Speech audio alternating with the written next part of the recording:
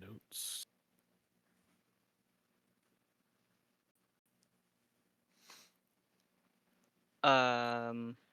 I could go over what happened last session. Oh, I Ted got my was just notes. gonna. Okay, Notes. all Yeah. right. Okay. Yeah, I was thinking There about were. it, but I just can't remember when last and It was one before mostly ended. discussion, so not a lot of like. Well, there were duels. A There couple were of two duels at duels the is what we beginning. started with. Yeah. Yeah. I don't have the specifics Uh, of those in my notes because Torek wasn't there. It was Godric versus the Bear. The Bear. And Inks versus Yep. the Letterman jacket Pete. It was actually Finney versus what's his name? Godric had already fought him. Yeah, but Yeah. I thought that was at the beginning of the session. Is they did the duel and then you did Yeah, another one. you're later after. because I Oh. actually have a note on Finney is Okay. off. Yeah, you went That's towards the later. end of the session. 'Cause Haza had we a started with theirs, yeah. conversation with. My notes say Haza has some lady to go talk to, some kind of politicking. We got invited, but no one Sore minx. went. Actually, also Torek went back and had his shootout with Brightspur. Yeah, the gun children. Yeah, we went and visited the gun children. They had a kind of a sort of a range set up. Turns out most of the Fae don't appreciate firearms because You they crushed them, think right? they don't regard firearms as fair. I would say I crushed him. Like I did roll well, but it wasn't like we weren't like shooting each other. We were doing targets, and he didn't miss. So like it was pretty close. Yeah. I just remember you did like at least one like style shot where you like shot through your own shot. Or like shot the Yeah, exact same I spot did twice. try to do some fancifying shots. But I do have in my notes specifically, kid's not bad. In regards to Brightspur. Kid's got moxie. Given time and practice, he could be something, and he actually appreciates the art of firearms. Shame they all want to join the Feathered Knights. Anyway. Then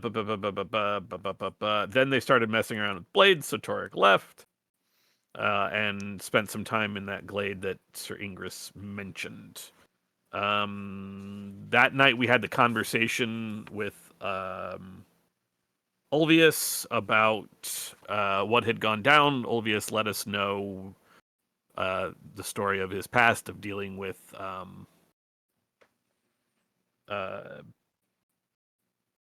I have his name, but it's like a couple pages back. Erison.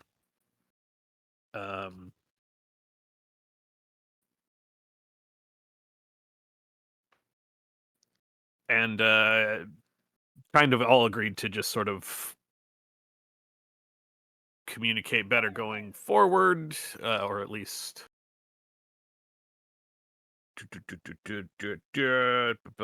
Yeah, we went over with went over Ulvius's backstory of Ulvius having been given this item to hold, and then the entire group that had given him the item disappearing. He told us what it was.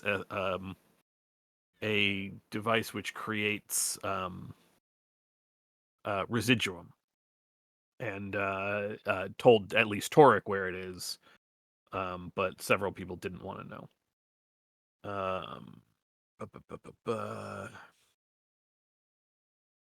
Then Haza told everyone about the deal that this lady had offered. What's that?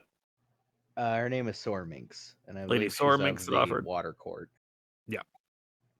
And then that was basically set up for the next day for people to take the chance to go and talk to her, to the lady, to make a deal. You trade either power for standing or potentially health for standing or health for power, I believe. Some mix within that sentence, that triangle. Somebody definitely noticed that Erison is dead, as there is a tent of Inquisitors in the arcade looking for volunteers.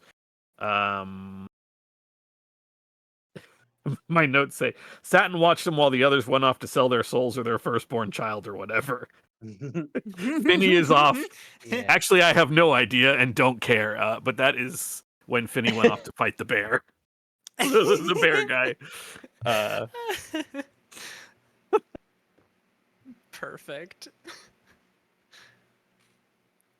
And I think that's what we ended on was the bear. Several people did make a deal with the lady for standing or spell slots or giving up spell slots. Me and Inks are capable of seeing the tent, and either both of us or me, I can't remember which specifically, can see not only something wrong with it, but also there are inquisitors moving around who are very clearly masking what they actually are. Yeah. Like there's inquisitor patrols out, but there are some of them that are very clearly like a layer deeper. Potentially they're it just means their influence level is much higher and they're, kind of masking themselves. Mhm. Either way, Yeah. big shit has come to town because of the missing bard. I'll emphasize that one a little bit as well by saying yes, there is definitely like hot seat attention here, but there's only the like one little group, this one little Yeah, entourage. tent. Yeah, this is being given clearly a lot of attention, but not comb over and overhaul the Feywild for the Yeah. This is not a manhunt. It is at minimum procedural, but definitely severe. It's like the FBI showing up. It's not good. Nobody likes it, but they're gonna do their thing, and everything else is just gonna happen around them. I think that is a very good description of what you are seeing, particularly the serving class of the folks here reacting, um, how they are reacting to Yeah. the Inquisitor. And I Uh, went for a run with Yikkergak Yeah. and Mhm. scouted them out while I I like did that. I like Spent some that this time name in is there. hard for you to say. Yikkergak. Yikrikrak. Yikkergak. Yikkergrak? Yikkergak. There's a RUK in the middle of it, I'm pretty Yeah. sure. Yikrugrak. Yikkergak. Yikkergrak. Like it's better if I never learn how to say it. Like I know how it's spelled. I just can't say it. Yeah, that's what I like. I'm enjoying that. Move on. Ted, was there anything else you wanted to add there? Nope, that was it. Okay. Yeah, you guys had scouted the Inquisition a little bit, had gleaned that even the people who are participating uh, are aware of the nature of their outpost here, and are taking it in kind. Um, are we long? Have you guys long rested? Are we at the end of a long rest? We long rested. Yeah. We are after a long rest because we long rested in the tea house. Yep. And then the morning is when we saw the Inquisitors. Mm-hmm. Yes. We did the Yeah, Yes. this deal. is Finney like went to go have the late wrestle. afternoon, late evening, probably. Or Okay. sorry, like early evening. Yeah, I think it'll probably be. Did you need something? Okay. Um. um. I think then we will say that you guys are in the midst of your afternoon, though your time within is unclear. I'm going to open the floor immediately, though, because I know you guys have some things on your persons that might dictate what you do next. So I'll let you talk and decide what you want to do.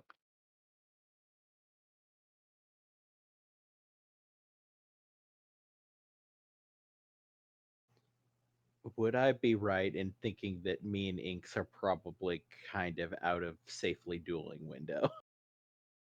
Um, probably not in that you could probably find other duelists, but it would be you've already kind of been inclined that maybe heading towards Senelise is probably going to get you better status faster.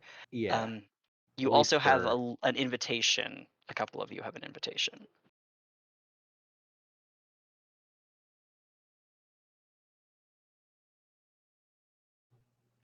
what's the invitation? I believe Finney is holding it, and I believe that it was addressed to Inks and Godric.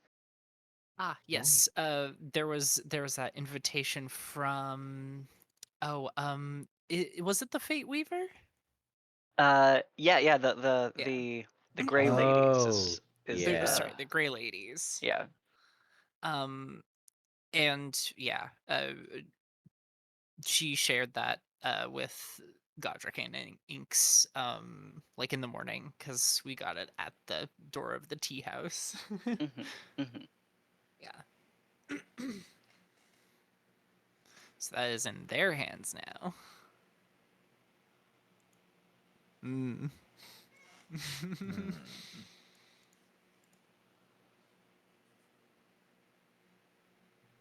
Yeah, I mean, I guess with my day, I'm just going to, now that I could see everyone, I'm just going to be out being seen by, all of the actual players here. Okay. Okay. Talking, socializing, like playing court, basically. Mhm. Okay.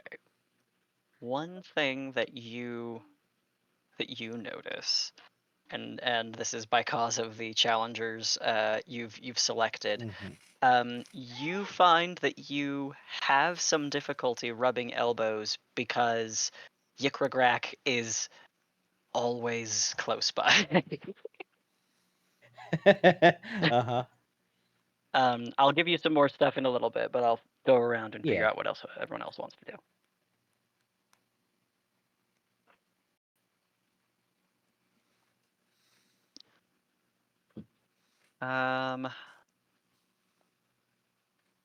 Inks, are you available? Or are you busy?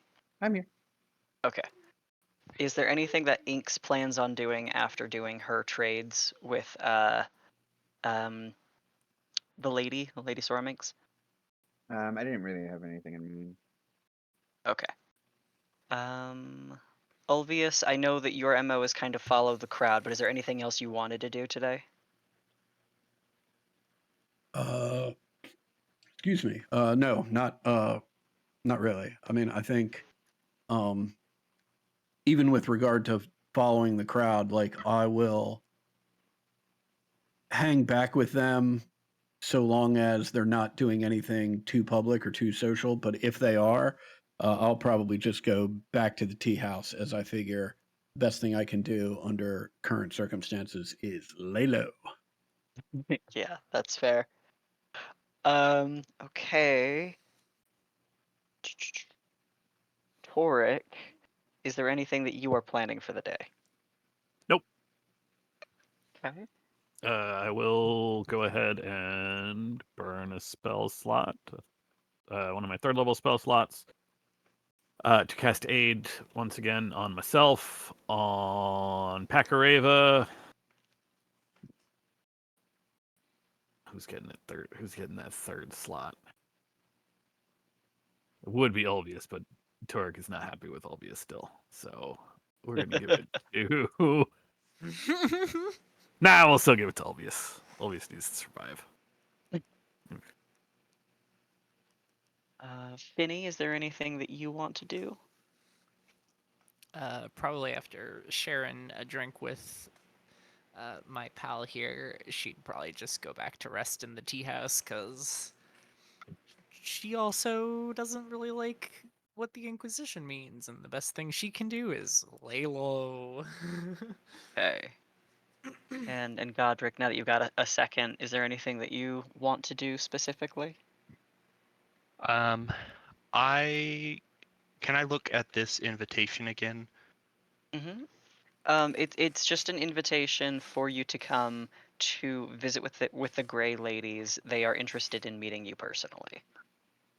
And it's addressed to me and Inks. Yes. Okay, I will find Inks and I don't know who the Grey Ladies are, but they are interested in us. You want to tag along? I'm going, but you're invited as well. Yeah. Did we bring anyone else? Is it rude to bring anyone else? Does the invitation have +1 on it? Part of what has established to you so far with your guides and such is that you can bring an entourage if you choose. You are just responsible for anyone and their behavior below you. Gotcha.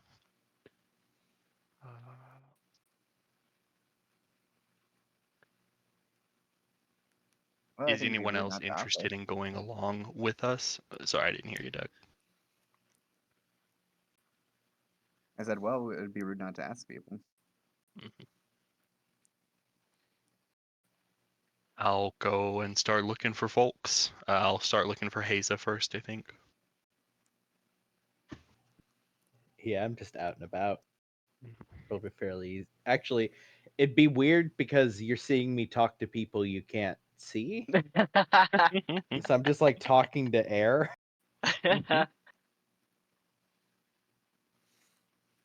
Oh, Haza, I'm sorry to interrupt your. Uh, Uh-huh. do you know who the Gray Ladies are? Have you ever? Uh, Do I know who the Gray Ladies are? I believe we rolled checks last week. Yeah, Yeah, I think I did feel bad. like Finny rolled a good one, and while relaying the information, and giving the Right, yeah, invitation yeah. over, she talked to the party about the Grey Ladies a little bit. There you go. I mean, not personally, but they seem neutral, I guess. and concerned with fate and the grand scheme of things, which I'm intrigued by. Sure. I mean, they want to talk to you and Inks, I guess. I figure it's best to have as many resources along with us as possible. Seems like maybe an odd pairing. Right. So you're asking me to accompany and just sort of play support? Yeah, yeah, Uh-huh. yeah. Okay, are you explicitly asking me to help with Inks or to help with you or both?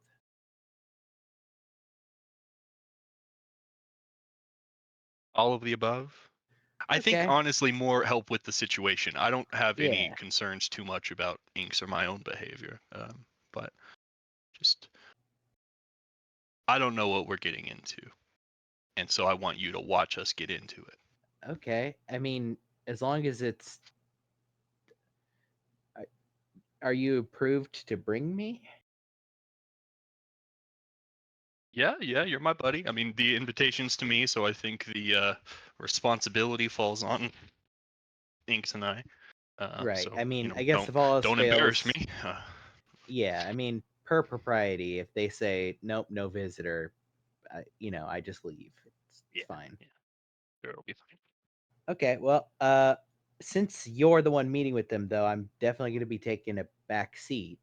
Yeah, yeah. Yeah. Okay. Hold on. Let me finish up what I'm doing here. I like look back to the probably like a higher phase servant that I'm just having it because none of the like lords and ladies will talk to me. Hmm. Just look back and say, actually, could we finish? This chat has been great. Can we finish this later? They give you a thumbs Yeah, up and back off. yeah. I'm up talking to some Fey ladies like fucking Porter. Yeah, yeah. I'm Yeah. actually like looking at the math for your numbers, and that is like the level. The ones you can see are the porters and Yeah, anyone who wants to be seen by porters. yeah.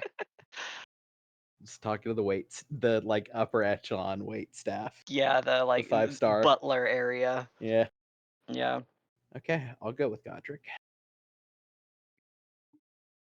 All right. You want to bring along anyone else? Go with Godric. I think I am not gonna like secret this away from any of the rest of the group if they want to go, but I don't think I'm like approaching anyone else to Mhm. specifically ask. So.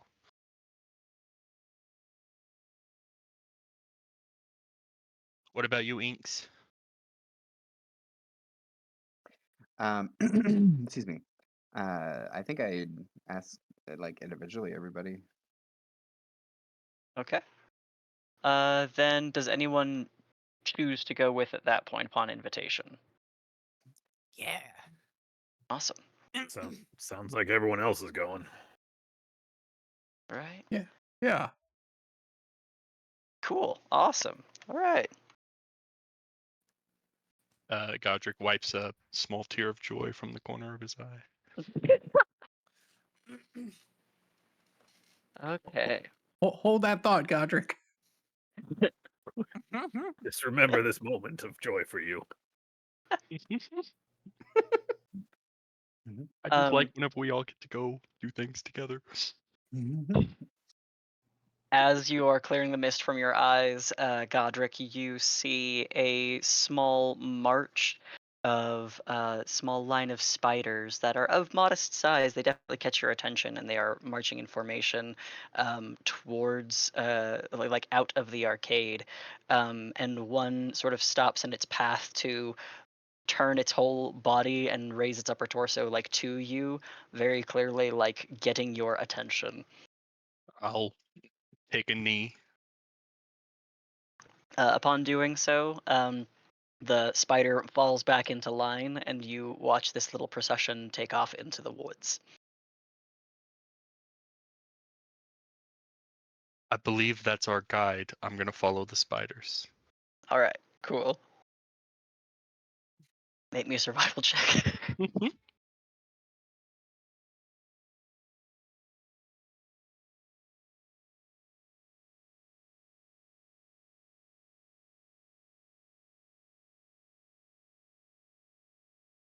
I can help if I have been gone from the tea house at some point. If you've all been invited, you are all gathering Yeah, all right. together. Godric is taking you to see the Grey Ladies, and there is a point certainly where it is very clear he has become very lost.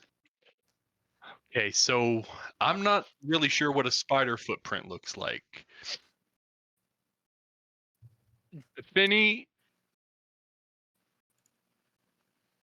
Spiders don't leave footprints. I mean, the brush, if they're big enough, it can be disturbed, but it's too pointy, and it's not sand, so look for Uh, little web.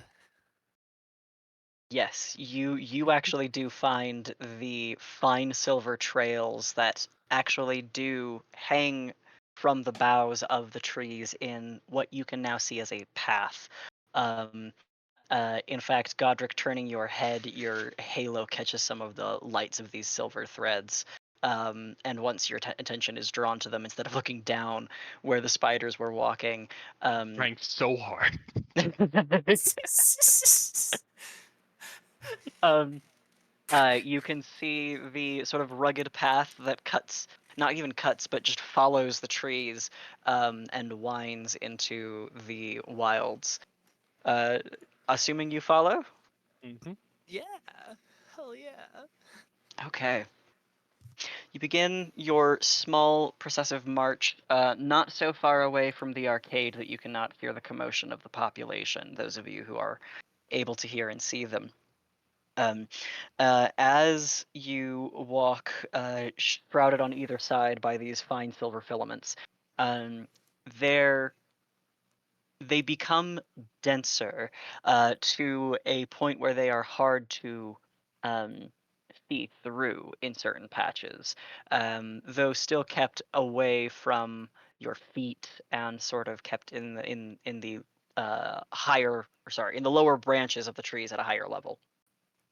Walking to a clearing where there is the remnants of a very, very old and at one point very much alive and gigantic tree that has rotted through and only remains a bark and shell, of which a home, roofing of some kind, some what's the word?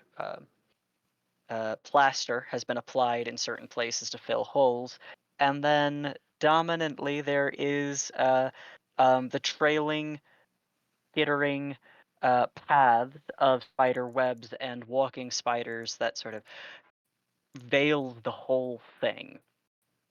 The archway that is the opening to the building itself, a door without a door, sort of yawns and feels quite dark compared to the rest of the brilliant wilds surrounding. Um, though you see that there is an odd, sort of pinkish light glowing from within.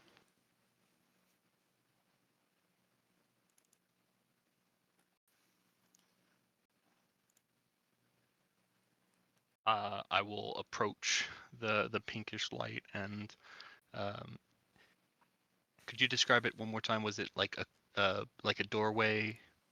Yes, I'm looking an for like a arch door with frame some to light knock within. on to announce my entry. Sure, you certainly can. And upon striking some of the hard bark, you feel your fingers come away with webs that sort of snap, and you see sort of shake through the arrangement of the webbing on the building.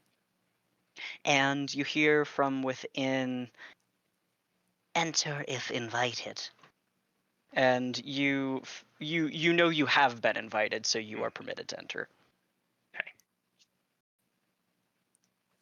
I'll enter and introduce myself. I'm Godric. Uh, I had my father character's name in my head a second ago. Okay. Kian. Yeah. Yeah. Godric, the son of Kian.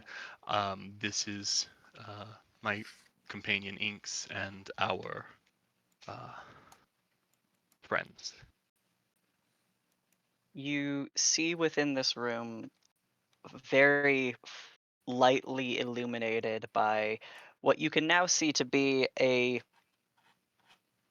cauldron bubbling with something low and acrid, and you almost get the sensation that it's not actually cooking anything but is just hot.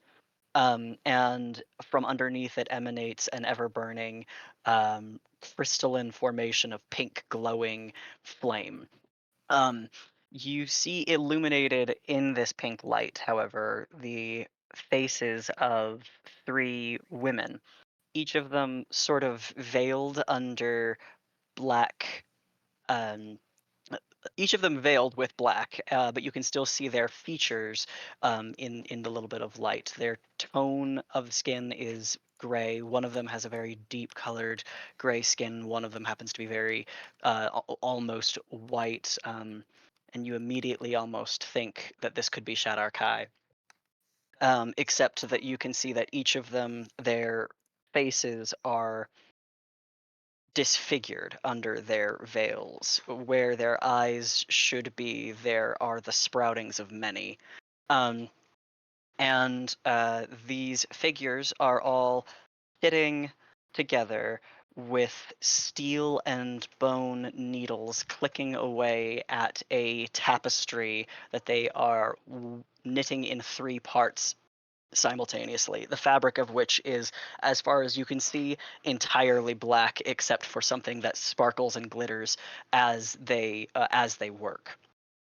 Um, and as you are brought in, you are welcomed by each of them, and they say, um, "We are always curious what sort of visitors from other worlds pass through the arcade, and what they look for in Senelise. My sisters and I are gamblers and love to offer our personal suggestions to prized champions, to those in the higher levels of the courts, but they ask that we make judgment. Would you like to be judged?"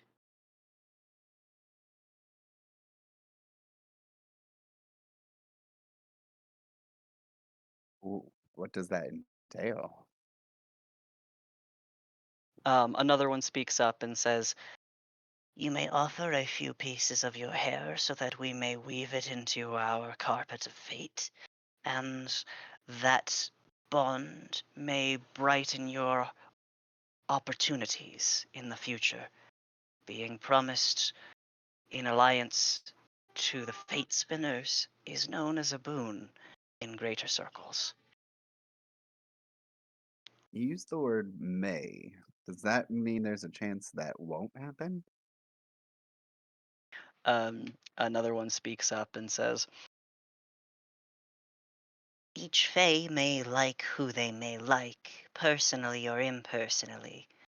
Our sponsorship is not a guarantee of an audience.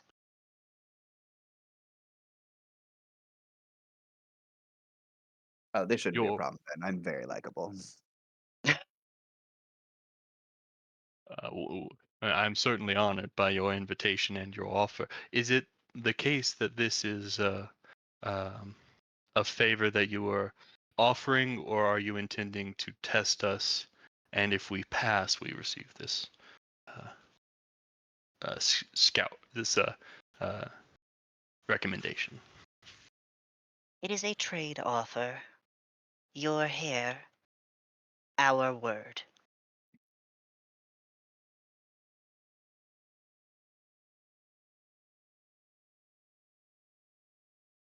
Would you be as kind to tell me more about this carpet? Um, are you looking at it? Yes. Um, would you make me an insight roll, please? Yes. Be right there. Mhm.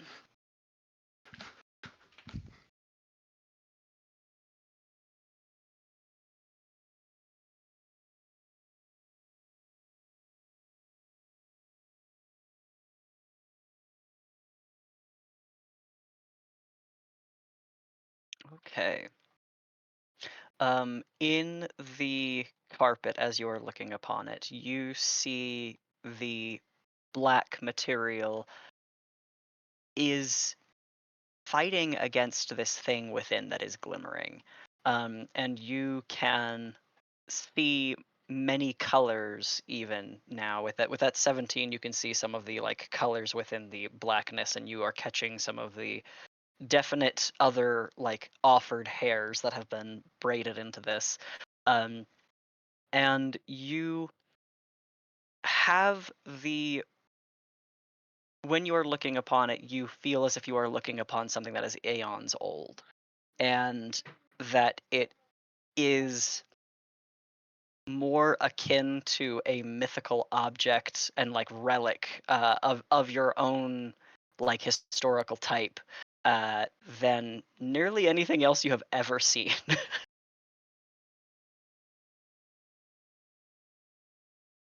What do you mean by of my type? Or Just like you're kind of a model of a hero of old in so many ways. oh yeah, yeah. Yeah. Even in this world, Godric is too archaic.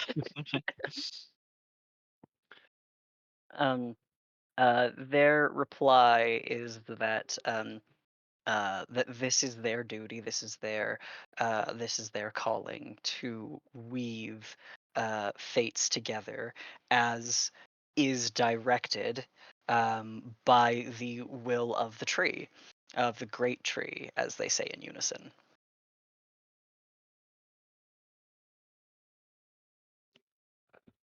This is just a clarifying question. The great tree wants Inks and I's fates to be intertwined together.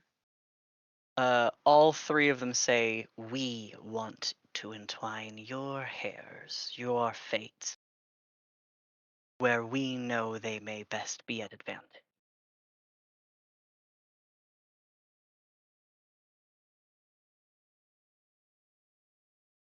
You well, I was about to ask how like what kind of vibes I am feeling here if but I think I already have that answer, and I am uh I I'm thinking about whether or not the glowing laurel is removable. I mean, if you want to sacrifice that right now, then I would allow you to do that. I don't think that I was intending to sacrifice it. I was just like take off my hat to yank some hair off. But, Well, that's fine too. It doesn't hurt your lore, I think. yeah. The sudden thought of giving them my laurels, no. Not gonna happen. It seems shocking, but Yeah. I intend to rest on thee. okay. But yeah, I am willing. I am a willing participant. Okay. What about Inks? Yeah, she's gonna walk up and hold out a single strand of hair, and then like with her other finger, kind of slowly trace back and be like, "Tell me when," and kind of indicating like how long of a hair of a strand do you need.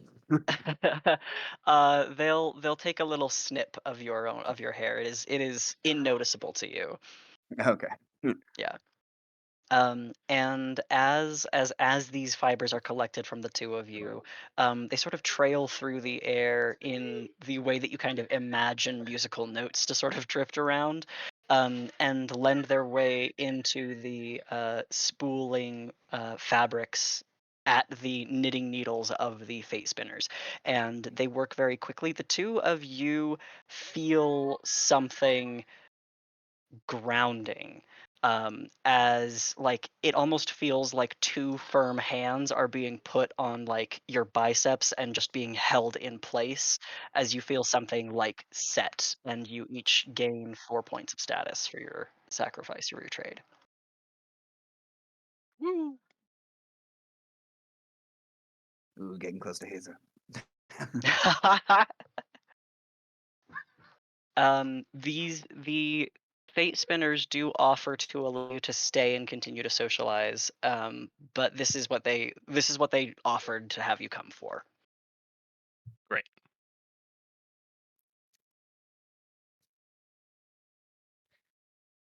I think I would. I think that this is something that Godric would be very into and wants to hang out here a long while and talk to them about the stories and the great heroes that they've encountered in the past, and the their favorite parts of the carpet, and ask them about the additions they've made over the ages and all that. Hmm. Um, I think given that, I'll ask everyone how long they choose to stay, but you will end up having stayed through them recounting, um, in addition to other things that you have not yet learned, they do account for every story that Haza has thus far been able to share from the Fae stories, the heroes of old that have come through that have been parts of the crafting of some of these relics that you have stumbled across. Um, and let me think. They also duh, duh, duh, duh, duh, tell the story of the crafting of a book of of such a specific type of magic. They basically talk about a particular young witch who essentially invented a form of magic. They at least sort of state that she invented this type of magic, and you kind of begin to pick up and detect she's talking about hags. She is talking about witches who have created magic out of Fey power in some capacity and channel it in certain ways. And that the craft of the book that was made is so old and forgotten that it is now within the blood of hags. But they do say that this magic at one time, um, while it is stated to be unique, that it is special to these creatures, no other creature conjures as they do, that at one time this was the craft of the goblins, that this was a magic art that she adopted that she then changed, she put to paper, and then put into her own blood, and then into the blood of her offspring. Um, and you hear the story of the birth of Baba Yaga. Awesome.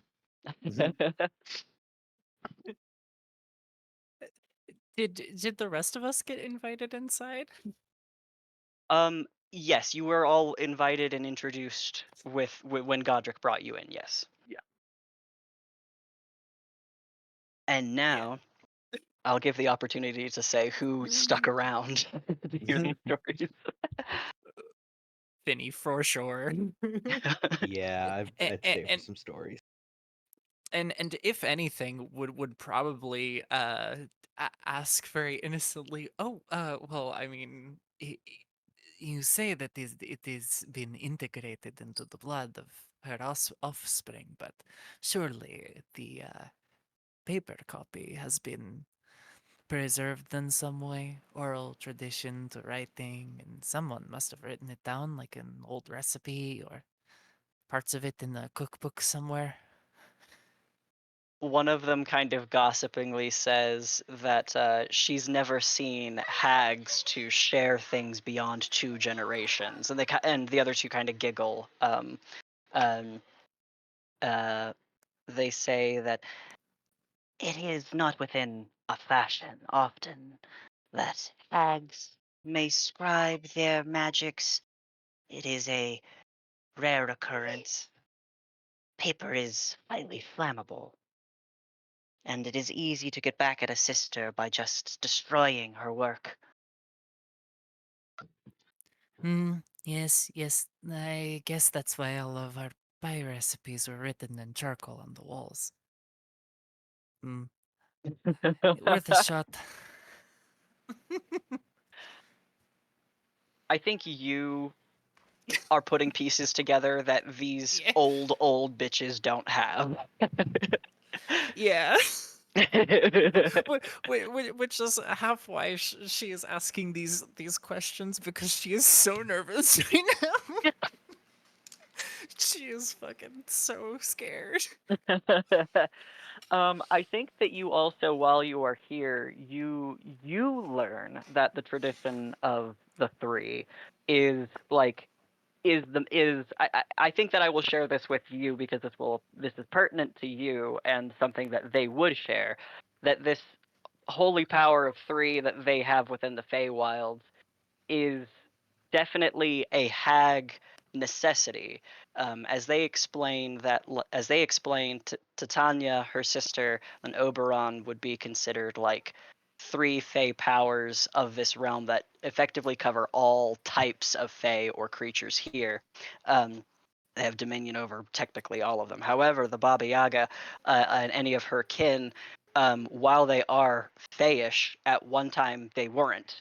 And this orphan of the black who became the Baba Yaga is the first to know that it takes a coven to create that much power, which is why she then adopted children and turned them into hags. Right. Okay.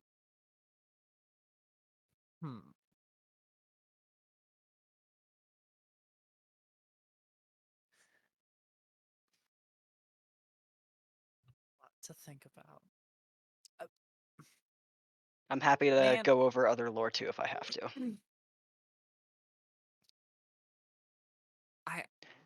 I am curious, like how or why they came into service of the Great Tree. Like, I know that everyone up here serves the Great Tree, but why specifically? If nothing else, self-service and status are more important than helping a united cause. We find we have the most freedom when we operate in this way.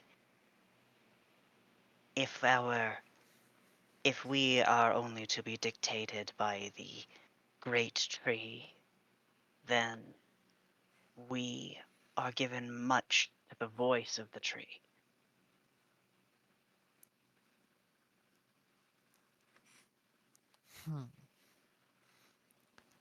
But I'd assume that none of the fates of anybody important to the Great Tree are they woven in that fabric? She points. The Vox Arbor, nor any within the guardianship of it, would not offer their hair for this creation. They are already a part of whatever fate it may have. Hmm.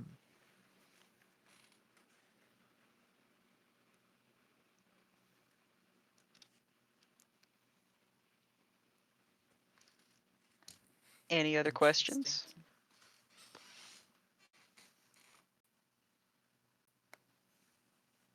All right. So you guys can take the afternoon with the Grey Ladies, and then what do you do next? Where are you headed?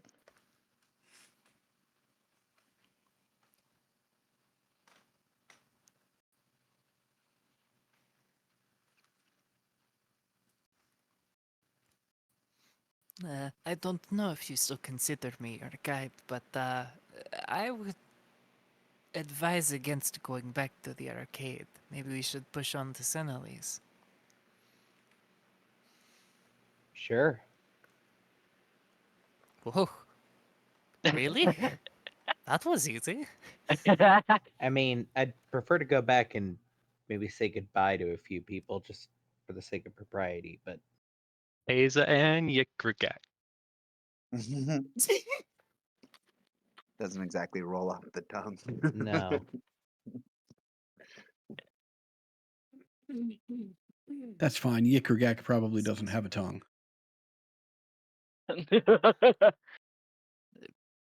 Most certainly doesn't, probably. Hopefully. I'm not gonna think about it.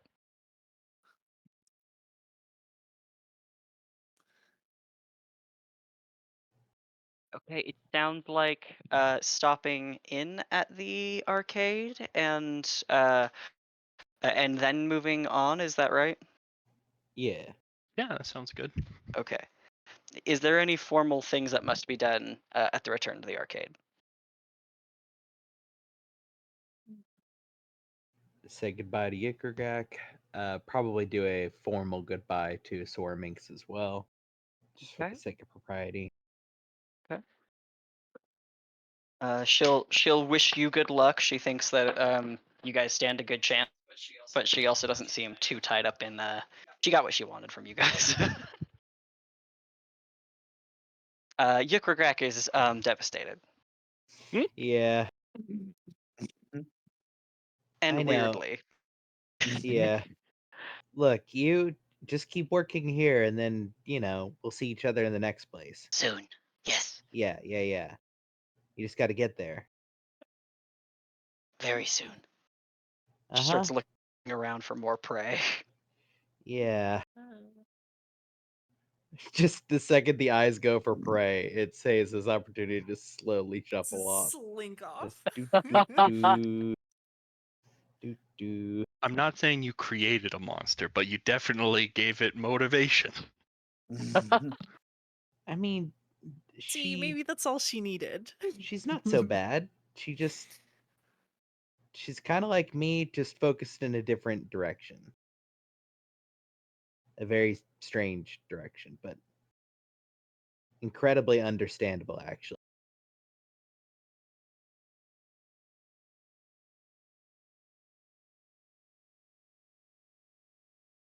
Right.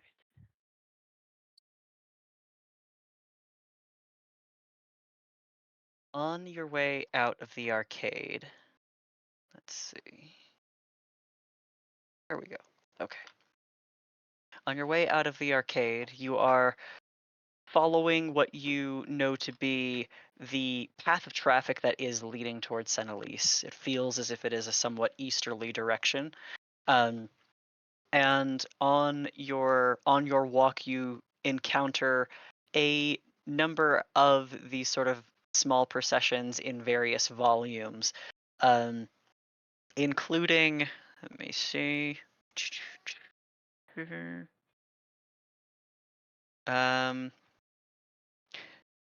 you do see on your walk another band of what looks to be the roachlings, the same kinds of creatures that Yikrakrak is. They are very much insectoid. They all are kind of various shapes. Some of the two of the ones that you see now are squat and round and sort of more beetle-like than appendaged as she had been, as the crawling knight was. You also, I would love everybody on your walk to make me a perception check. Perception.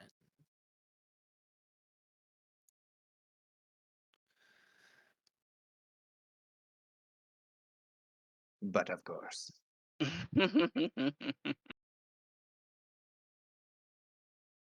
Oh shit, I'm still muted. Did you want me?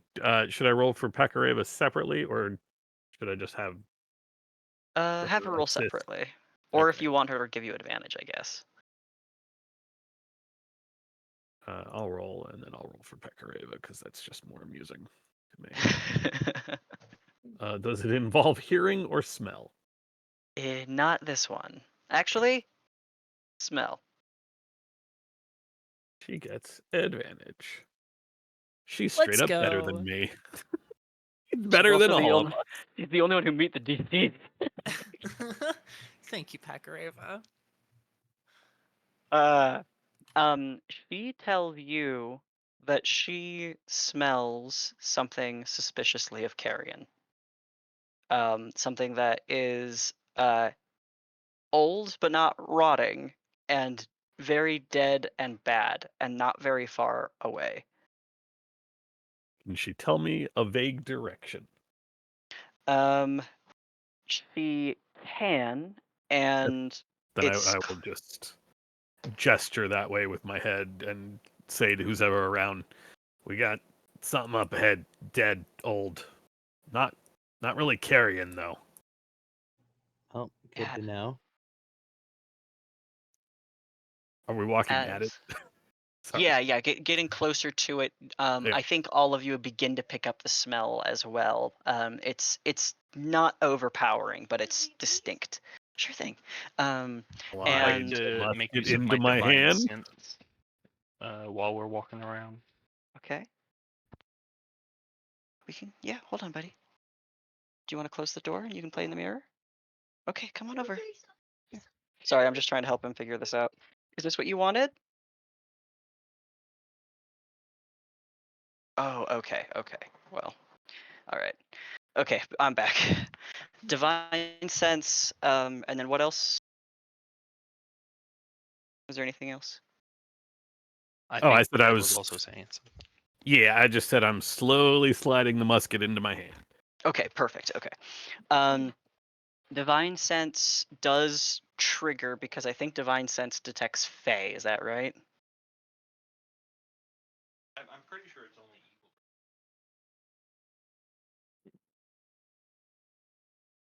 I'll let you figure that out. Yeah, Oh, strong okay. evil and powerful good. Okay. Just give me a few minutes, Celestial buddy. fiend or undead. Hey, buddy, you don't that. It's funny that they mentioned Strahd von Zarovich because I was playing Civ 6 and there's a little like secret society edition and one of the secret societies is vampires and one of the random names that you can like just that Civ has is Duke Zarovich. Wow. Cool. Okay. So divine sense triggers nothing. Torek, you are readying yourself in case something is uh, Yeah, offending. yep, and I Yep. will dismount from Pekareva as well. All right. As you get closer to the source of this smell, you see that it is a sort of nest on the ground. that is made out of a very large fallen animal. It is a carcass that has been mostly picked clean, and there is like a couple of vultures, like two distinct and very large vultures that are sitting ominously upon the ribs of this animal, and uh, Toric, you can see with your perception check that one of them has a cord around its neck, from which is dangling a glowing green eyeball that is sort of flicking around and looking at things.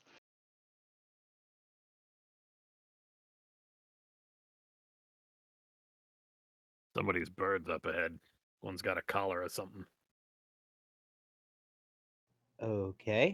I mean, we Oh, just had a sweet. whole discussion on hag magic. Does this seem like something that has been described? You guys have actually encountered and shot a hag's eye before, so I think that I'm not even going to make anybody roll to know what Okay. that is. Yeah, We're getting Oh, spied on again. nobody has to roll. oh, hmm can I d- do? Is oh man, I wish I had the woodland staff. It doesn't let you talk to animals, correct? You as a think it firbolg can does. talk to animals. Oh wait, I can. Well, I they think you can't have limited talk communication, back, Mhm, but but they can it's that understand they you. can like understand me. They can understand you, but you have no ability To to like, understand them necessarily outside of just, animal handling, understanding an animal kind of thing. detect that. Or sorry. Yeah, speak with animals is one of the staffs in a staff of the, or is one of the spells in a staff of the woodlands. It's one charge. Yeah. I thought it was I for uh, Durham, right? yeah, Durham. yeah, Okay. Correct. Yep. yeah. Yeah. It's like I It's know in I there. made one of these things. I The- was googling it to try to find all the spells on the list. me too. Thank you, Ted. So yeah, I'm gonna use a charge of the staff All for right, speak with animals. all right. Hey there. What are you doing out here? Lunch?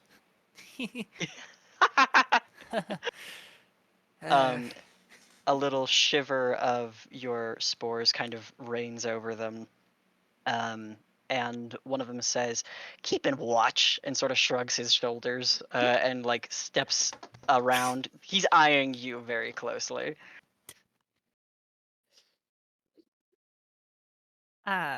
watch for who?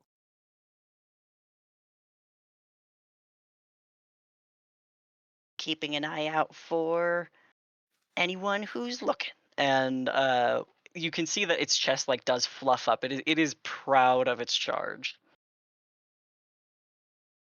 Yes, but who sent you? What are you watching out for?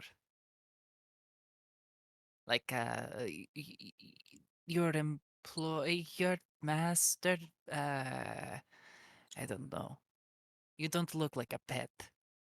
Is all I'm saying. We serve the Dame Trundlefinch, and I'll type that in for you. Trundlefinch. Hmm. Is that ringing any bells for Finny?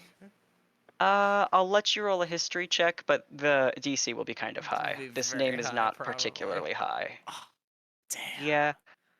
I think that she's high ranking enough, but not very important that you can identify that, but you've not met her. Okay. And is she coming around soon, or are you just keeping She's this warm for her? already within the lower halls, seeking audience in the upper halls. And they sort of march again on the rib cages. This was lunch.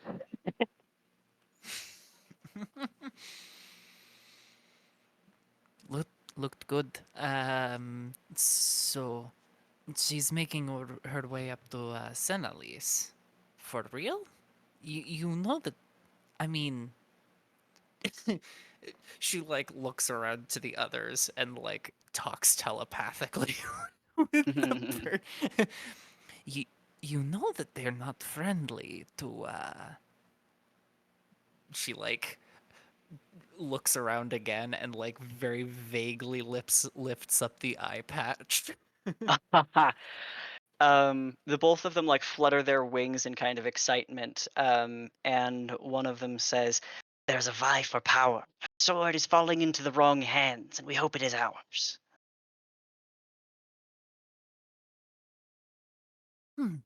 Well, I suppose that's a good a plan as any. You mean the duel that's supposed to take place? I mean, once the sword is yours, is she going to duel the oh, what are they called? Some feathered thing. The two of them begin a discordant shouting match between the two of them of the great feats they believe their dame could perform if she has the power of the winter of the midwinter as a weapon. Okay, okay. Well, it was nice seeing you, and we'll be on our way. Um,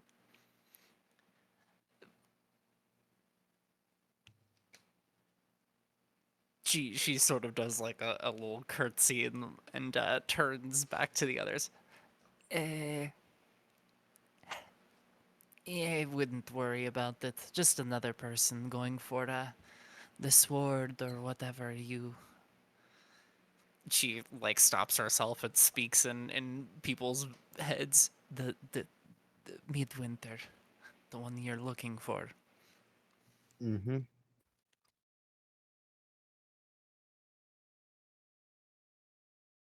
It shouldn't be that much of a challenge. I mean, it's one more player. They said that she's already gone past the lower halls and in Senalis proper, so we might want to hurry.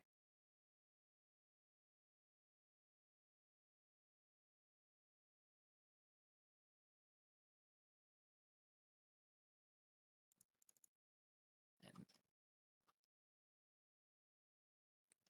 I'm gonna let these guys alone. Hopefully they don't follow us.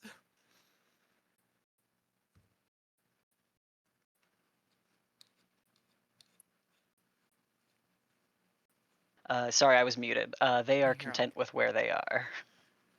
Yeah, they have lunch to finish. Yeah. All right. Anything else anyone wants to do here?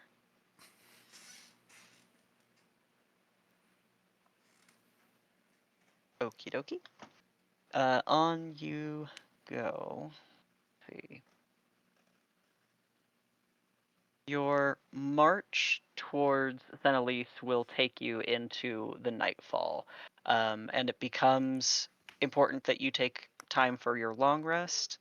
I'm assuming the tea house goes up. Is there anything anyone needs to clarify about any of that?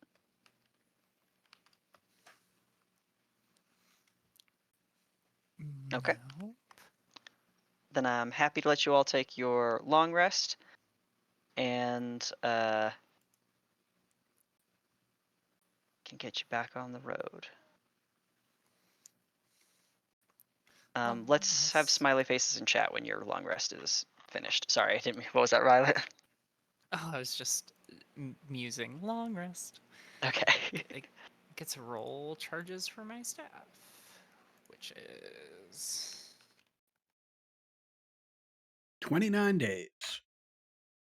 Woohoo!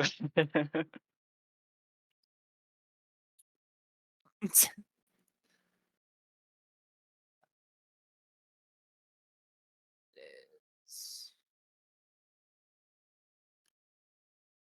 oh I don't even need to reroll charges. I just get them all back as the +4.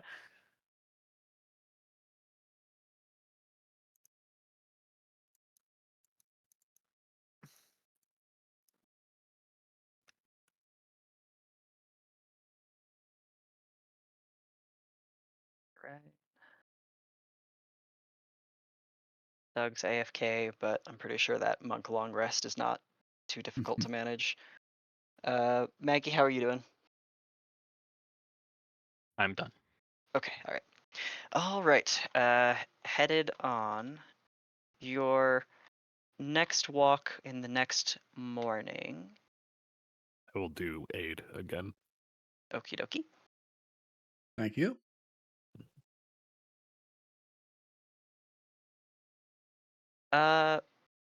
In the walk, I'm going to spend some time getting nosy with each of your characters and finding out what you're doing.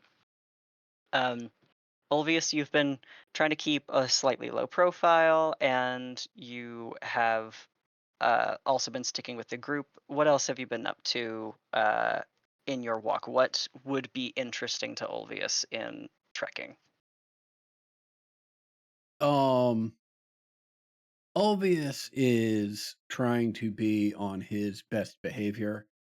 And so is really just trying to keep his nose clean. He's currently very proud of himself for biting his tongue and not suggesting that we murder the two people that we encountered yesterday, because they're challengers for midwinter, and if we can remove them from the field before any competition, then doesn't that make things easier? But realized maybe now's not the time for him to be suggesting more murder. And so he's just feeling pleased as punch about himself and occasionally offering tea to his fellow travelers. Feeling really good that he didn't explode two vultures' minds, birds. I love, I love, I love that everyone can walk on with the understanding that Ulvius's number one suggestion will probably be Will murder, probably but be- plan B might be something else. Might be something else. Yeah.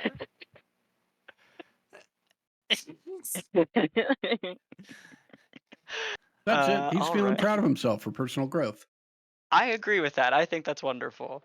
You know what? Take some inspiration. There you go. Choosing not to kill some strangers.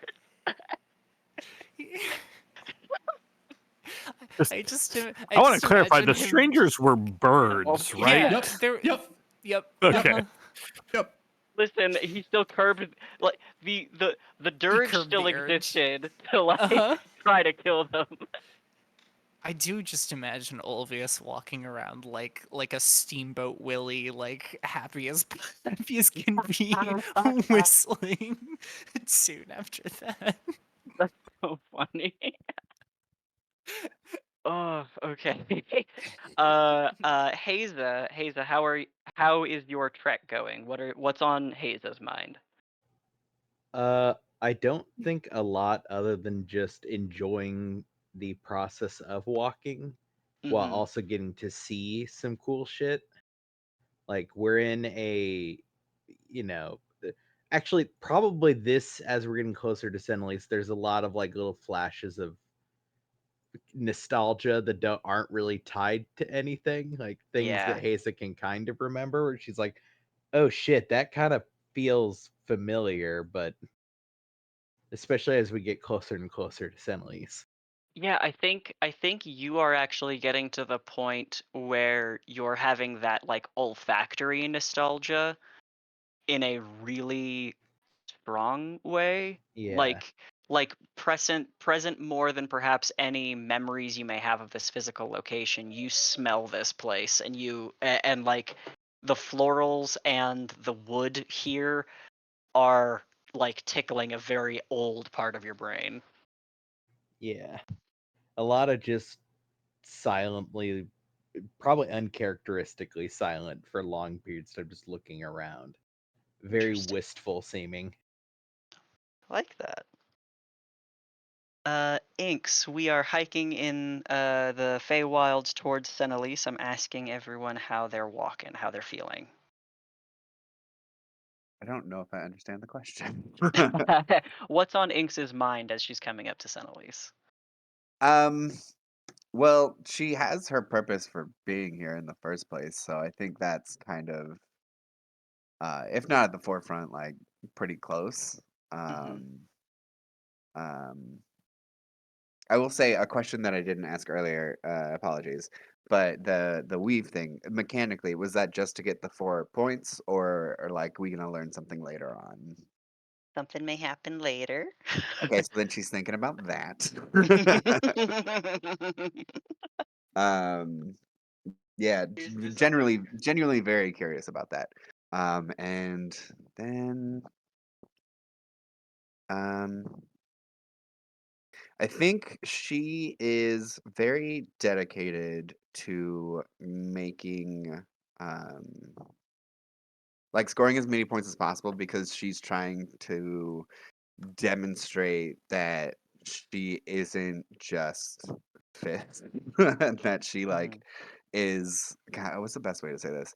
Um, that she can fit into this kind of society, because this seems like very prim and proper to her, and she's Yeah. always kind of been relegated to like one thing and been like fairly okay with that, but at the same time, kind of like, well, why can't I be a part of that? So she's trying to prove to herself and to other people, like by making more points. So she's also very concerned about like, okay, how do I get my next thing? So it's Yeah. probably not like the best motivation for it, or not the most pure, but Uh-huh. like but it's definitely something that's like, that would be certainly at the forefront of her mind, because she's like, I can get as many points as possible to prove you all wrong, Yeah, kind of deal. yeah. And not necessarily the party, because she believes the party likes her, but like just the Sure. world. Yeah, yeah, she's still in combat with the rest of this. She's literally in this world to prove that she's valuable enough to be here. It's Yeah. challenging. Yeah. Did that answer Incredibly your question? traumatizing, but whatever. Okay. All right, awesome. Um, Godric, how is the walk going for you? I think Godric is trying to um, stop going with the flow for a minute and actually like think ahead to Sinalise and what we're expecting, and try to have himself prepared for different outcomes and possibilities. And he's going through his like tenets and oaths, and um, I think he's taking this very seriously, I think, for this walk. Okay. I'm curious in any of that like mental review, is anything kind of standing out to either you the player or to him that you're thinking of, or nothing specific?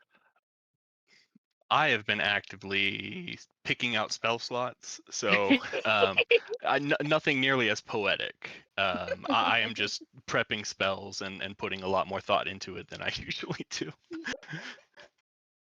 No, that's okay. That's good. Thank you. Thank you. Torek, how's your walk going?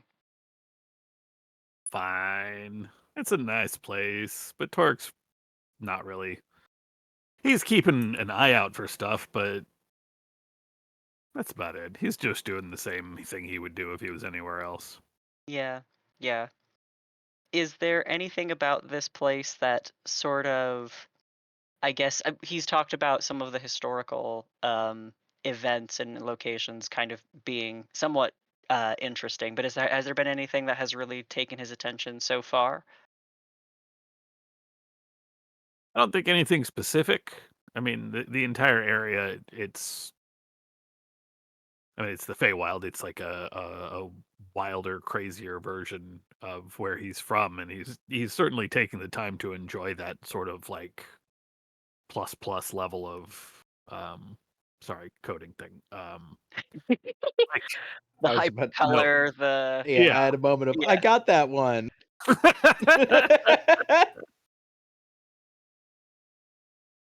But there's nothing that is jumping out. you know, there is a task in front of them, and that's the focus. Yeah, no worries. I think that's appropriate. There so far hasn't been much that has directly urged him to any one thing, so I think that makes sense. Um, Finny, we've seen some stuff that she's going through, but what's she thinking right now? Honestly, she is just kind of like she's happy to be with the party because it feels like she might be out of the Feywilds at some point eventually, maybe. And so she's not too worried about what happens in the future, although the Baba Yaga story has definitely sort of maybe gotten her a little bit uh, more nervous, I guess, because she's not used to. I don't know. She's worried about garnering any unwanted attention. Mhm. Because as cool as it is being seen, she definitely doesn't want to be found, you know? If that makes Yeah, sense. yeah. and There's and a so there's a difference. yeah. There's definitely a difference between being known and being chased. Yeah.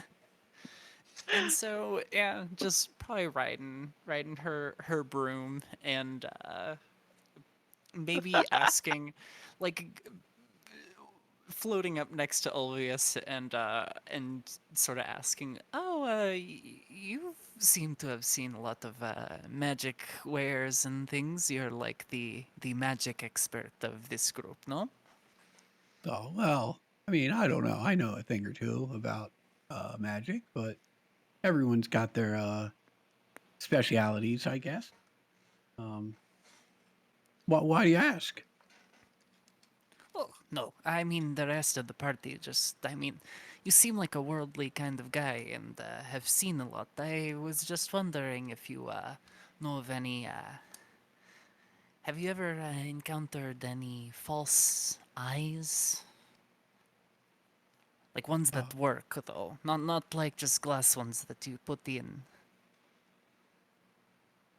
oh, you mean uh, something that would allow one to look in or perhaps spy on something? Finny, like, looks at Ulvius for like a good 10 seconds without saying anything. N- no, for seeing through.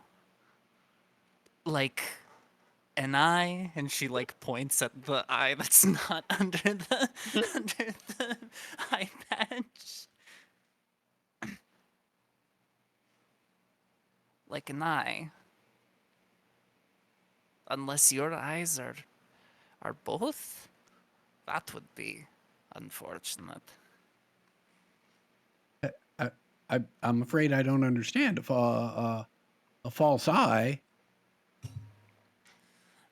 Yes, like if one doesn't work, or say yeah, say it is for spying, but I am the one who wants to spy on me.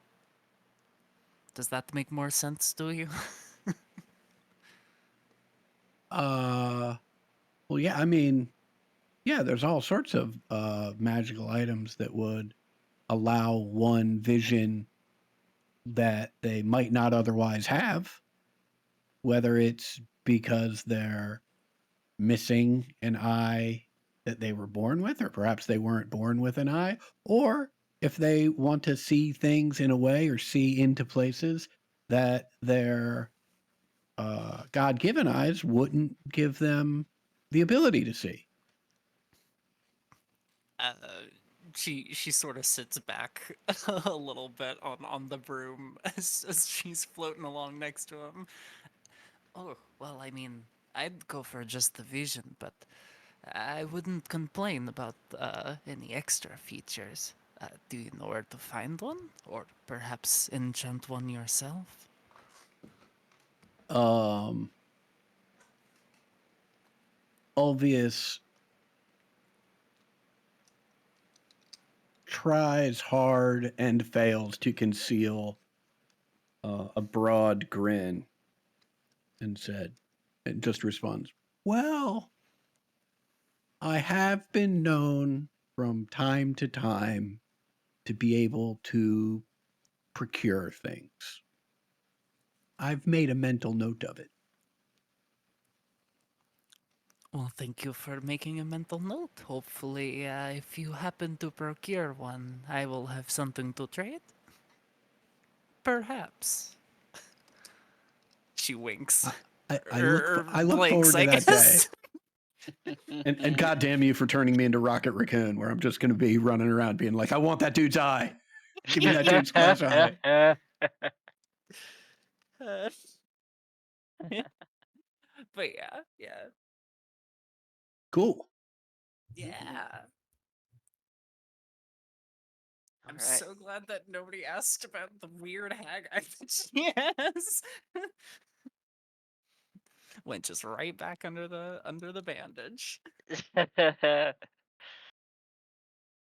All right. As you begin to see the light fading and the trees and their faint magical illumination begin to dim, you see more and more of the lantern dragonets within the trees, bristling their scales and illuminating them like Christmas lights, and then you begin to see some of the trees grow, not visibly in front of your eyes, but you can see that the forest becomes broader. There's more space between the massive flora, but and the stretch between trunks can be anywhere from 30 to 50 feet, but the plants themselves are beginning to become enormous with diameters of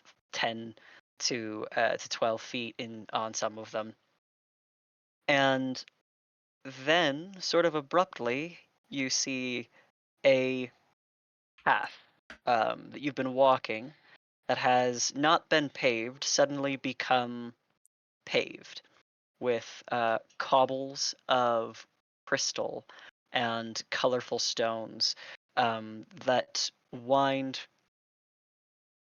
in superfluously curvy manners, and you see the other travelers are taking this thoughtful path all the way to the base of a bit of a cliffside, and then watching some switchback stairs that lead to a stone arch within the cliffside itself. Um, this is maybe surprising that you are seeing all of this foot traffic leading to what looks like underground. Um, uh, but you can also see that this gateway is actually only about 20-ish feet from the from the cliff's upper ledge. And even from where you are, you can see that there are figures who are walking on top of that cliff, sort of amongst some fog and mist. It looks like it might be a little bit chill there in the cold or in the dark, um, and you begin to see these lit dragons, these little dragonets, um, as the evening continues to wear, or as the day continues to wear, begin to fly up to the cliff and to that gateway itself.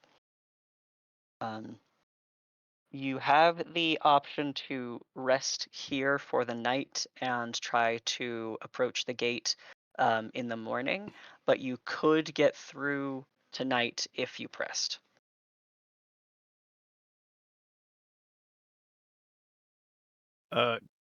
Question: did Mhm. our guides leave the arcade with us? Oh, The Centaur and the Eladrin, um, or they did they stay in the arcade? they are supposed to take you to Senelise, so they can actually be here as your guide at this time as well. Okay, Yep. I was just curious. You have Oh, the authority to so that dismiss made it. them, but do you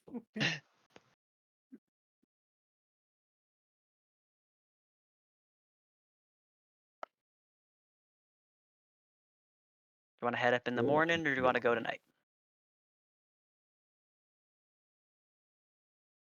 I'd say morning. Yeah. You say that, but aren't you on a sort of fate of the worlds kind of quest? Wouldn't it be better to put a little pep in the step and maybe camp out when we get to wherever that leads? Yeah, I guess. How's everybody feeling?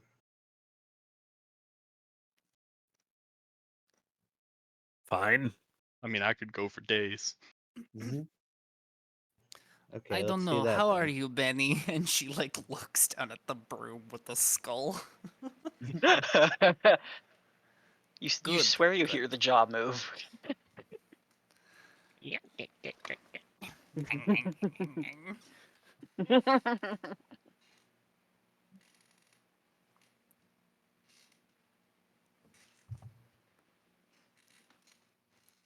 Okay, let's push on through then.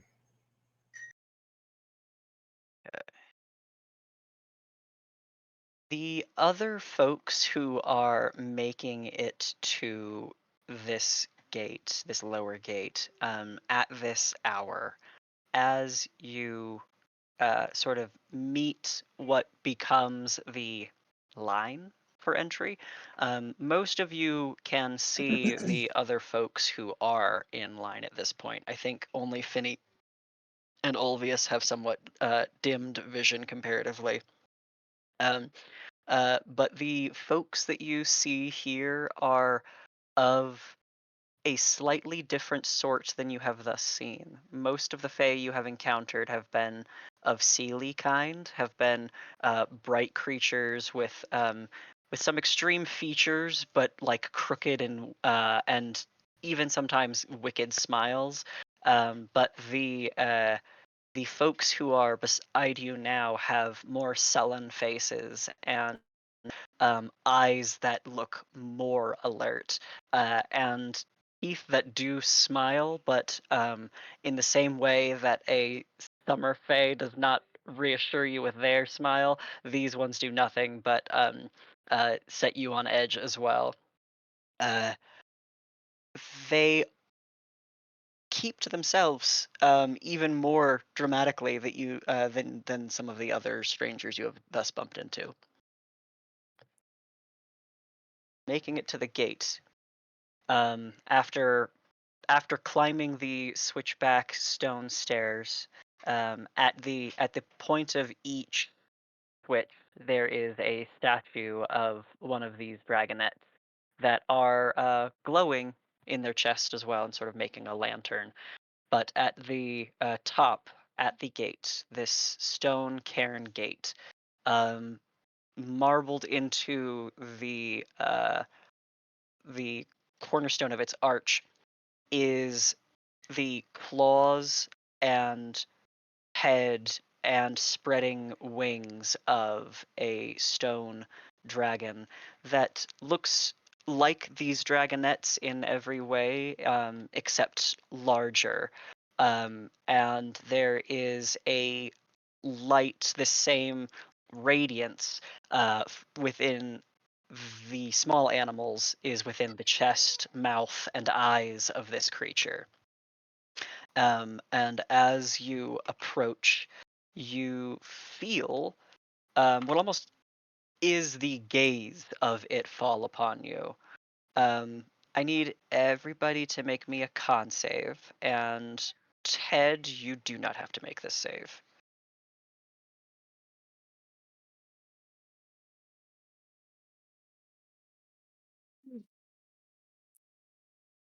I will use an inspiration to re-roll that.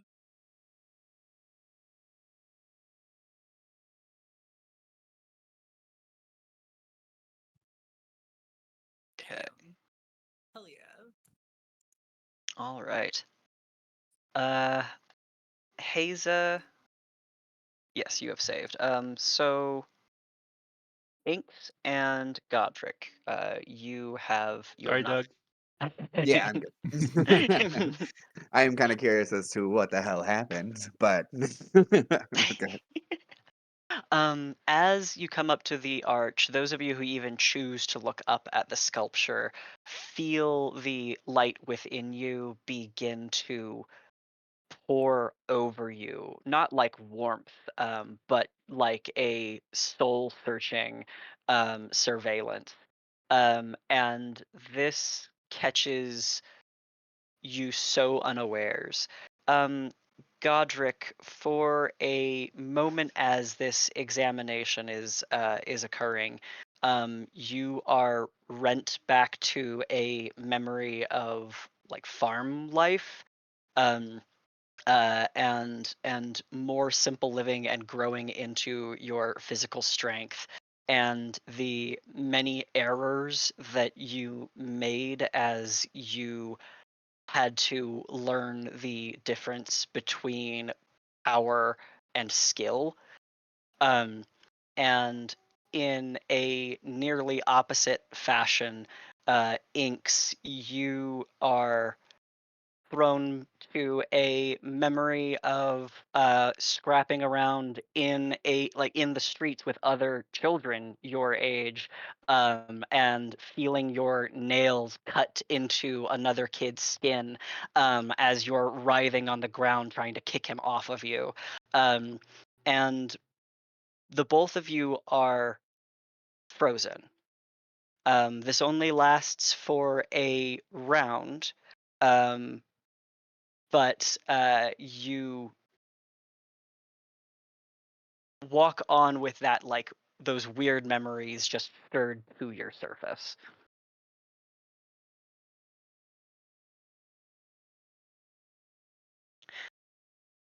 Upon passing the gate, just write down you two.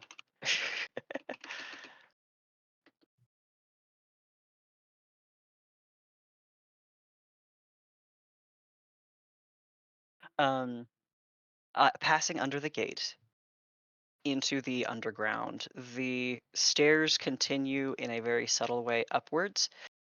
You also see while you are within these tunnels, that they are plated with carved marble and stone, and that part of this passage splits off and leads in a different direction. One that you see the occasional servant going towards, but in general, there appears to be no foot traffic, and you're sort of led by everybody else into what is the surface and a courtyard. And I'm bringing you to a new map. Map. Matt. Black Have you square. guys? Black square. It's big though. I gotta zoom out to 20%. Playing Dungeon of the Mad Mage be like. God, I remember whenever we got into some of the farther levels of that game, and Roll20 just could not do it. Hated that Could shit. not do it anymore. My shitty little computer I was running it on. Oh, All right, I am taking you all into the courtyard. we cannot see anything. What? We can see our health bars. Oh, sorry. Yeah, if it wasn't clear, I was saying Uh, black square. I don't think we because, have any light Yeah, or Oh. ability to see or Well, something. we're in a cave. Huh? Of course we There don't we have go. any. Yep, that works.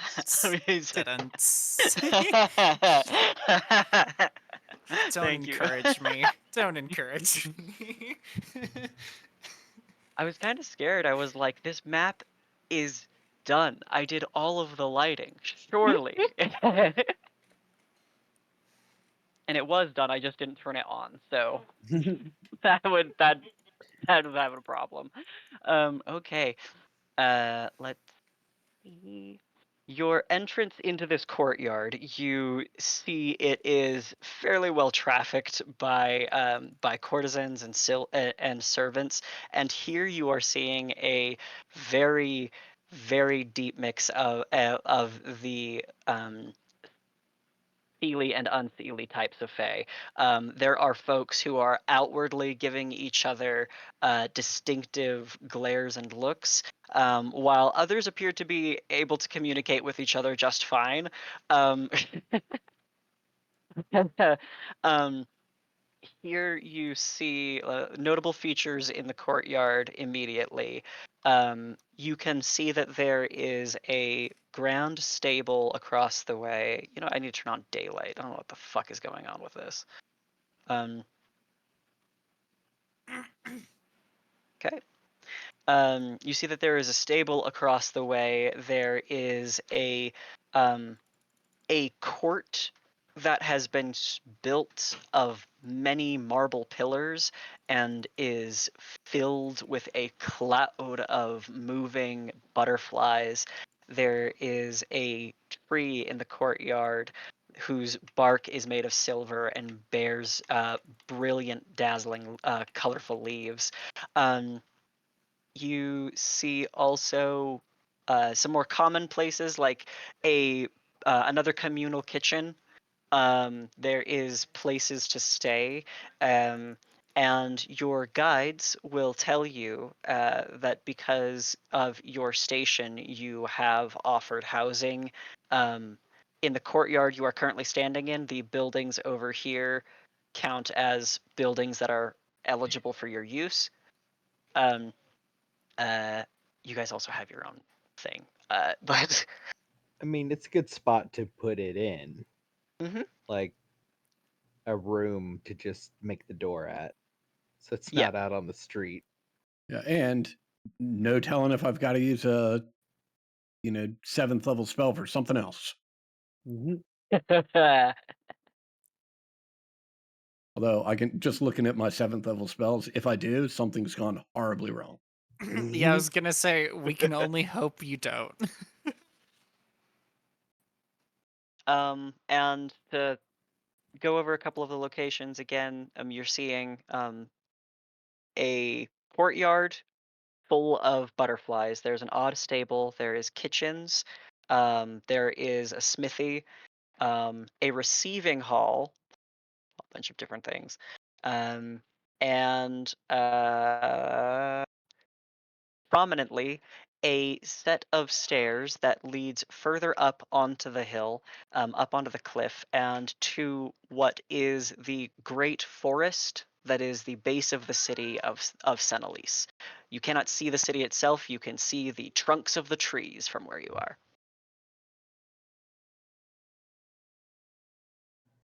I guess that means we're in the lower halls.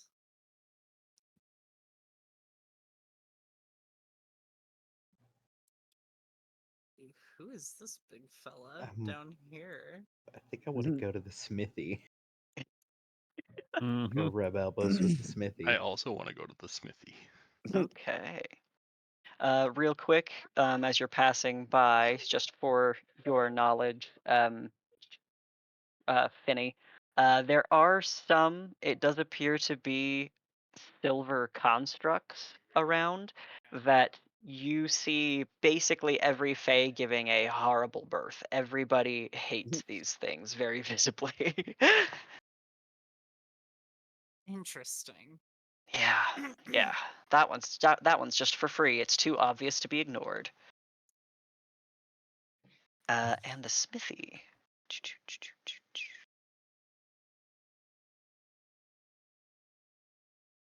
It's on the map somewhere. I will find it during the break. You know what we'll do? I'll type a bunch of stuff into chat for you guys' reference. I'll put you near the smith, and we'll come back in 15 minutes. Sound good? Yay. All right. Oh, you're very close to the smith, actually. It's right here. It's the building with the furnace.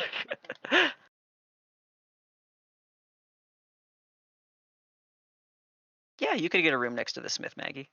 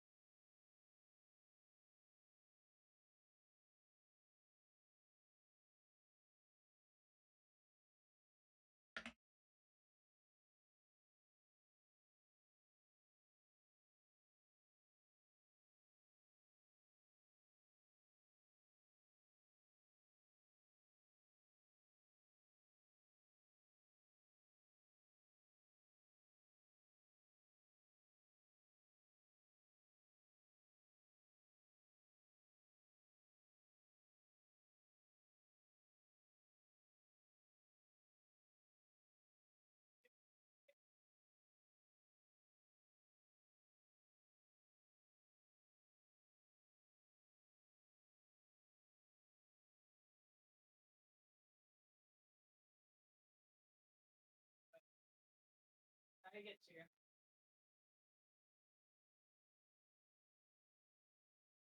Yeah.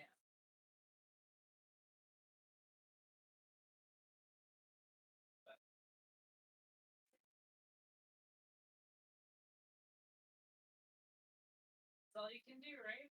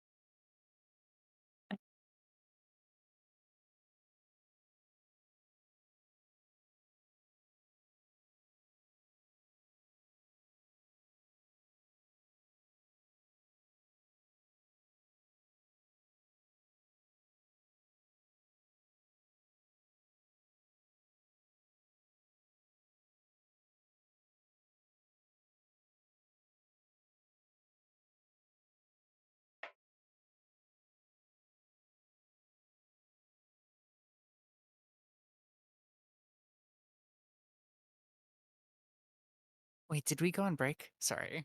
Mhm. Yes, yeah, we're back in like Awesome. 10 minutes. Sure. Yeah, no I'm gonna worries. microwave some freaking food. Yeah, Love you yeah, again. go for it.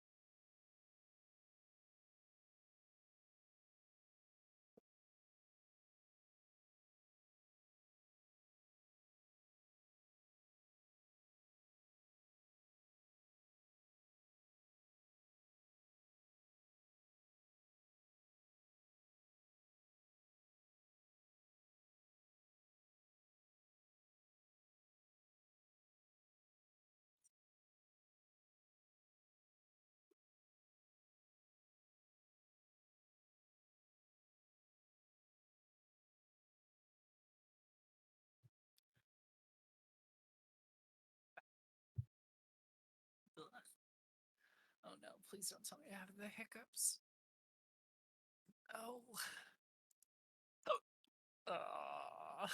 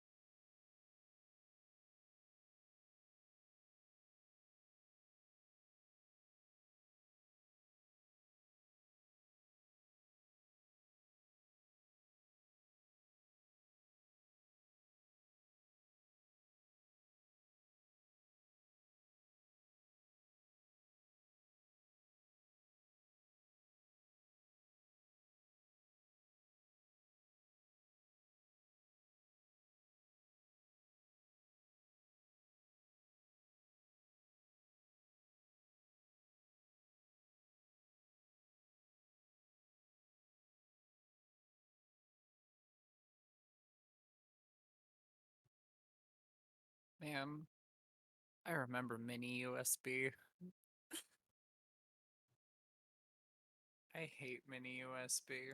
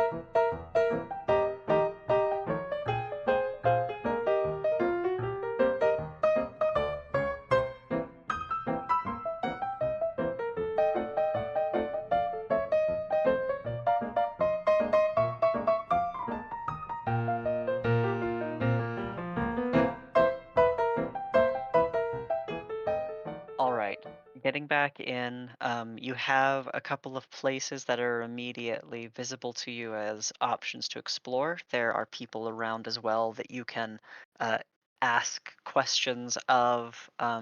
You've opted to all check out the smithy together, which is operated by a um, a goblin with broad shoulders whose name is 10-Pound Hammer. Fuck yeah, it is. That is Whoa. awesome. Fuck yeah. That's awesome. Goddamn 10-pound hammer. He doesn't look up from work as customers come in. Of course he doesn't. He's the only person working here and appears to be, I won't say incredibly busy, but he is not stopping what he is doing. Here you can see that there are, he offers silvering for weapons. He'll get you barding for basically any type of animal you can imagine. And he may even have some information, being a local here, who very clearly has blue collar friends who are like hanging around as well. Mhm.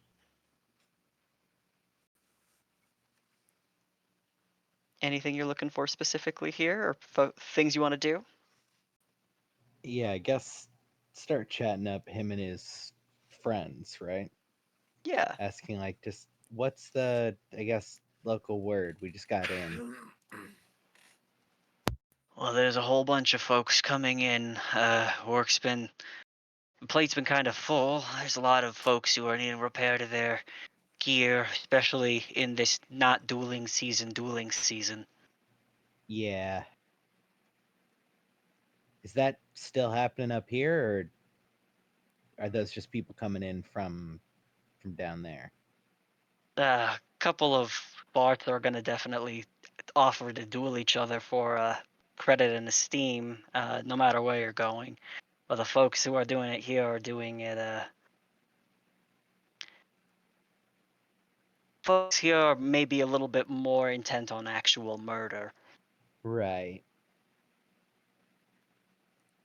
especially times like we're in. There's so many folks we haven't seen in a very long time showing their mugs in places that. Hi. I have a lot of friends who work in the kitchens, actually. They're saying that Uh-huh. they're having to, like, hunt and take down creatures they've never even heard of before to cook for some of these strangers. It's very taxing.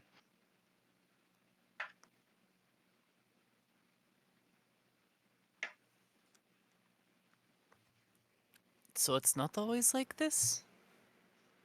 Not always as crowded. There's a lot of folks here coming from different parts of the summer courts, and I think there's folks coming from the coast. There's even folks coming from the undergrounds.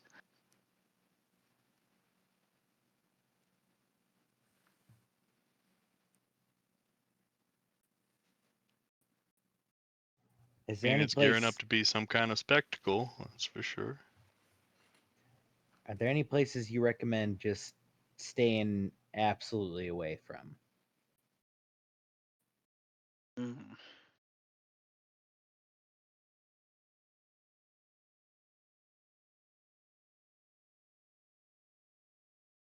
Personally, I don't like going up to the higher halls. Any kind of points eastward towards the city of Senelise proper.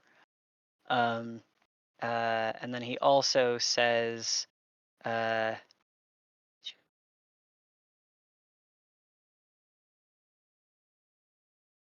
I'm also not a fan of anybody who gets invited to the hunting halls.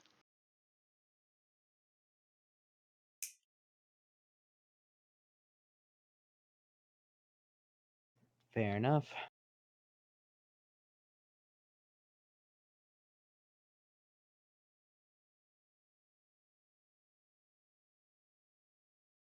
So, do you just hang around and uh, are your sorry, I started that out kind of What do you have on offer, or do you only take things by commission? I'm interested in possibility of business. I'm mostly in the business of repairs, but I can. There are some no enchantments I can offer, but I can I can help reforge a weapon to make it deadlier. Silvering is an option. There are even folks who talk about using cold iron. Obviously, that would be very, very illegal, but those are very known procedural tactics for crafting if that is something you need more information about.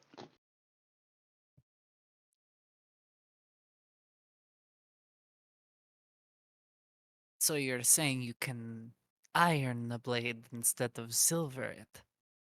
I'm Vinny saying looks iron is excited. pretty easy to use all on its own without having to forge it in steel. That's fair. Ha- And it's just illegal to have up here? Well, if you're caught with it, it'll at minimum be confiscated, and most folks would actually be publicly executed for carrying a cold iron weapon. And getting caught with it, that's the important part. How, how would they confiscate it? It burns their hands, no? Yeah, but I've seen Tongues? folks getting taken down with, like being tied down with magic arrows, that sort of thing, and having a hand cut off, use Right, someone right. else's hand to hold it.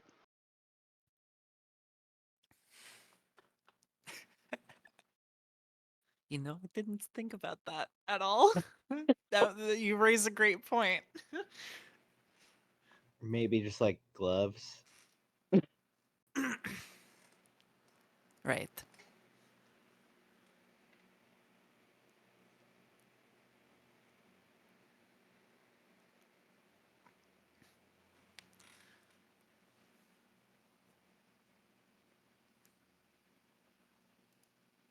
Anything else you want to ask, 10-pound hammer? Say, Mr. Hammer. Mr. Hammer was my father. Yeah. Call me 10 Call me nails. Call, Call me yeah, Mr. Hammer, don't hurt him.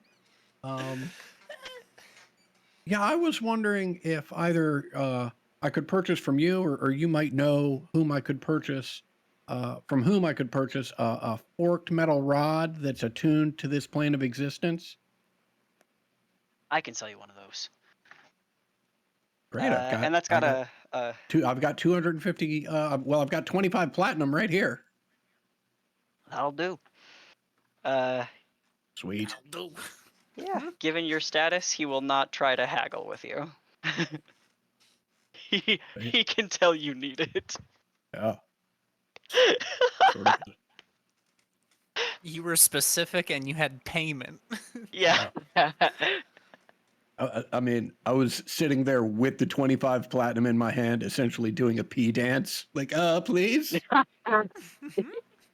Dingling the wallet. Oh my.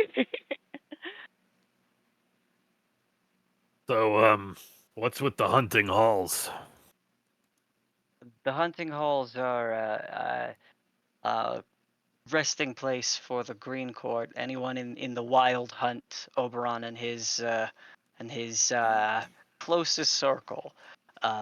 They are all folks who use the lodges. The hunting halls are their rest points when they're coming through the lower halls. Got it.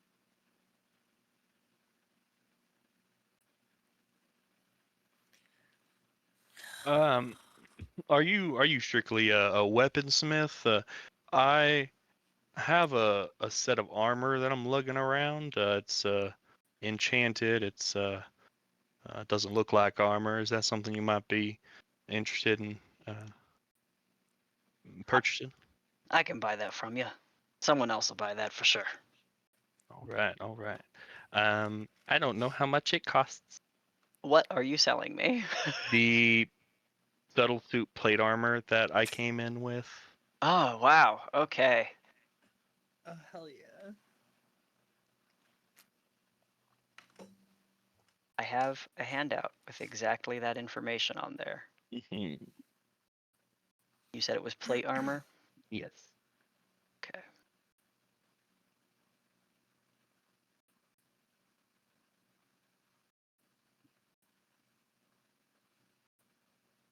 Yeah, he's totally baffled by this item, and he's like, he obviously can't forge it, but he's happy to resell it.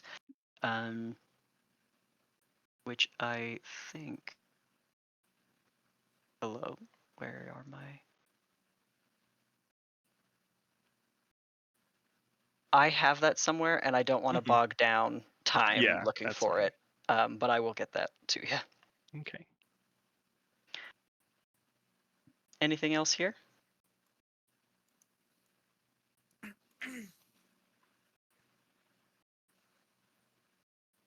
All right. Then I'll pull you guys out of the smithy.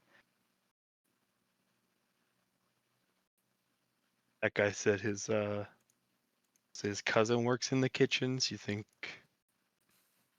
I wonder what the kitchens have going on. Oh, you mean old 6-pound ladle?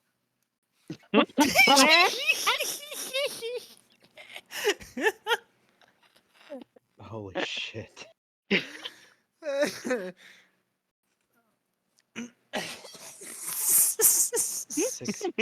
goddamn ladle. Those are big guys. Oh yeah. Oh man. These are some of the silver creatures that Finney saw earlier. They are not suits of armor. They are sort of humanoid in their construction, but they are only the upper torso of one. They're sort of floating legless. And they also don't really have like a helmet or head. It's an appendage with weapons and a torso. However, they're all crafted to, like on their chests, have the face of an animal of some kind. One of them has like an elk. Another one has a broad face of a lion. They all look distinct. I kind of want to go up and see if I can talk to one. Right? I mean, people are giving him a wide berth, but Yeah, who cares? There must be a reason for it. Let's find out. All right. Hello. You, mm, hello. take another run at that. No, she's just greeting it and waiting for a response. She decided not to start the conversation. Um. The the there is a voice that sort of comes on as you sort of approach, kind of like you can understand magic mouth in operation. Uh-huh. As you approach, there is a reminder that beyond are the private quarters of courtesans and courtiers of Senelise, and anyone beyond this point must be invited or have quarter here. Oh, so you're just the guards of this place. Oh, it's automated. Yeah, it says the same thing again. I thought I was going to ask about the constructs that our Urson friend talked about. Did they look anything like that? She'll like ask Haza or Godric or No. whoever's standing around. No. Okay. Like no floating Nope. enchanted armor. Okay. I mean, it wasn't floating. It was just also was a lot smaller and a different color and no animal motif.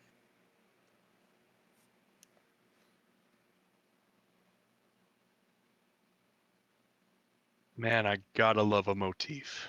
Gotta love a motif. Gotta love a big old armored breastplate with an engraved creature on there. Or a coat of arms.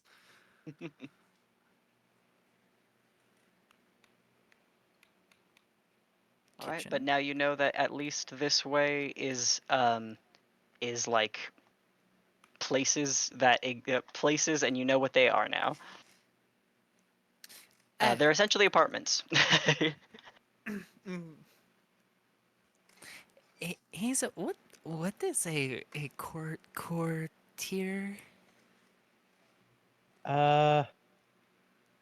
Well, let's go with official hanger on.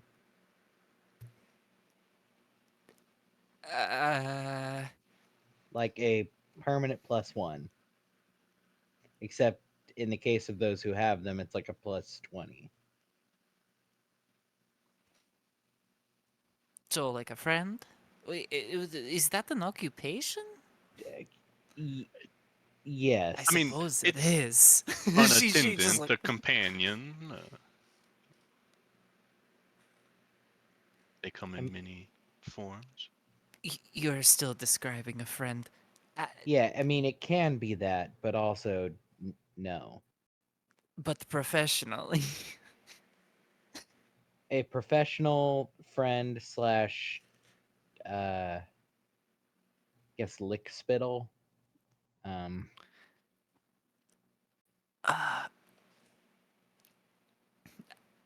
A friend that you're in charge of is kind of. Yeah, it's not the most friend of words Nah. to say.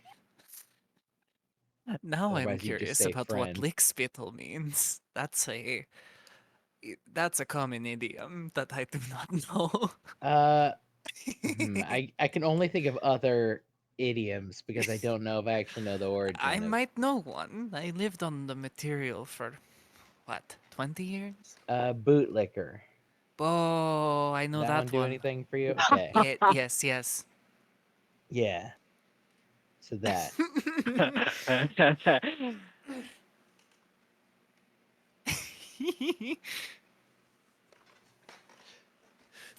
Thanks for explaining that one, because Violet also didn't know what that meant. That was a real one. Just a particularly esoteric version of bootlicker. Lickspittle. I like it. It It's sounds gross. vaguely inappropriate. Like I don't. Yeah, exactly. I'm almost positive somebody on Severance has called somebody a lick spittle, just because that show uses weird ass language a lot. Somebody got called a fetid moppet last week. Oh, Oh, that's so good Yeah. though. I've literally used both of those words separately in Right. insults, but never together. A fetid moppet. Moppet is so good. Bring Oh, back bring back Moppet. Big moppet. Interestingly, I'll point out you are passing the kitchens right here, as it turns out. Ah, they're not I like this was literally about to say, like, I wanted to take a big ol' inhale through my nose and try to see if I can find the kitchen. Sniff it out like a bloodhound. No, Yeah, that is and not purple. and the best part is since he's like floating with the shoes, he does the like hovering towards a pie on a windowsill. Yeah. That's one of Godric's favorite pastimes. That's awesome. Just floating along scent trails. Yeah. All right, I'll bring you into the kitchen here. Anyone not following Godric into the kitchen? I mean, at the moment, staying together feels correct. Mhm. Torque will Alright. drop back to Inks on the way in. Hey, you picked up a cold iron dagger a while back, right? You Yes. keeping that? Okay. Just remember what 10-pound hammer said. Yeah.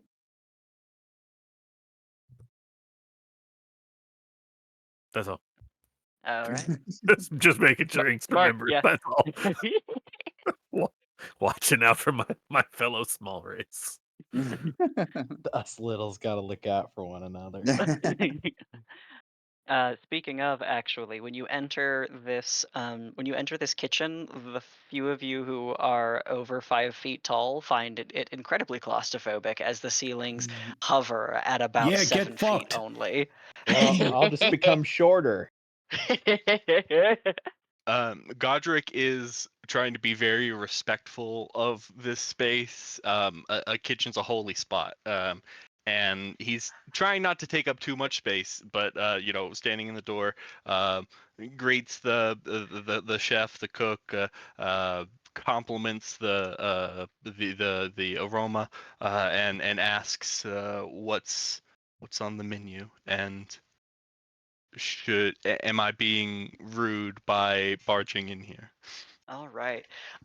You immediately do walk into din, as the time of day as the time of day you are at is essentially the cleanup period from post dinner, and so you see a small army of small goblinoids and small fae who are running around under the order in charge of Blazing Barda, a goblin woman with a high ponytail and a shrill voice. There's the cousin. um, and she is very good at this job, it would appear. So much so that, like Ulvius and Finny, you cannot see her. Her rank is above your station.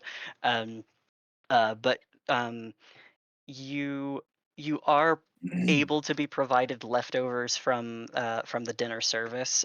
She does say, if you want it hot, you're going to have to put it in the fire yourself. Easy. Thank you.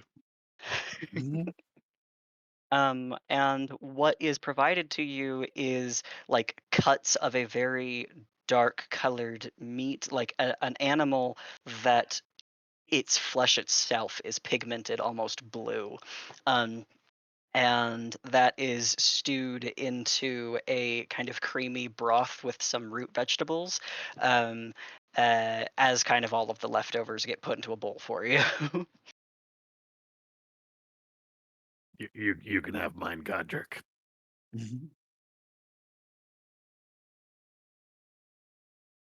Written blue meat stew. And that does remind me, I saw that the Blue Man Group is disbanding. What? Yeah. They said they're having like their final performance, and they're putting away the paint. Oh my god. What a I Big hope that's what the news. Weird. final concert is called, putting away the putting paint. away the paint.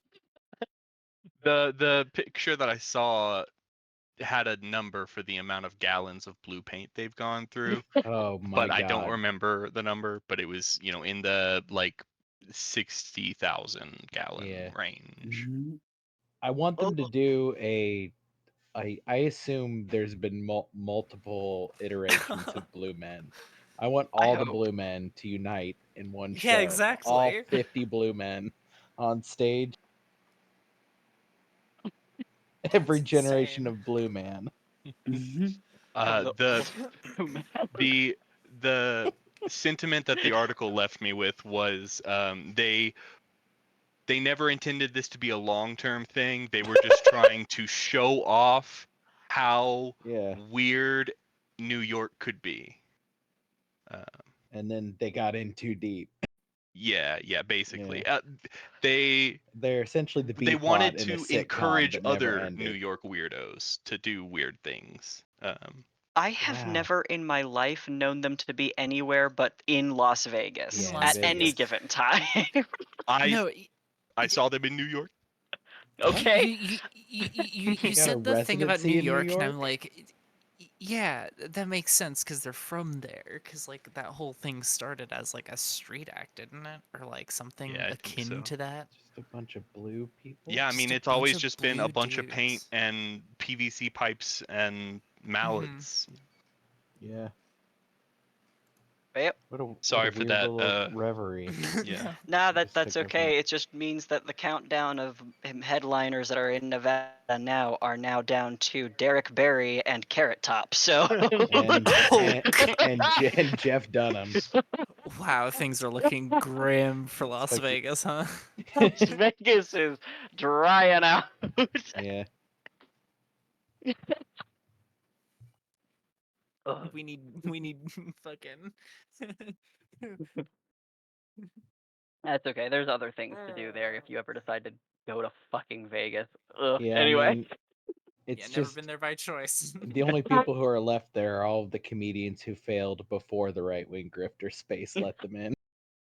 Like that used to be the pipeline. Once you're a failed comedian, they're like, fuck it, just go to Vegas. You'll get regular work for the last few years of your career. Now you just make a podcast. All right. No, you're right. Yeah, you're right. Following your time in the kitchens, you do have the opportunity to talk to Barda about anything she may know. In this moment, anyone can get her attention.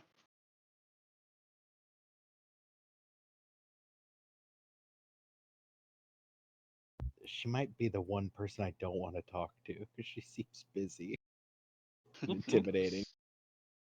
Honestly, like I am resisting giving her a lot of gold and apologizing for intruding. Mhm. I will leave. I will leave. Um. hmm. So I am. I will leave a gold coin on like a counter and get out of there. Okay. You go to abandon a coin on the counter, and as you begin to leave, you hear Barda shout, "Hey! I didn't say you could leave." And she extends a ladle in her hand, sort of across the room to the group of you, and she points and says, "You," and Inks, you feel her eyes on you. What, me? Her eyes roll. Yeah. What?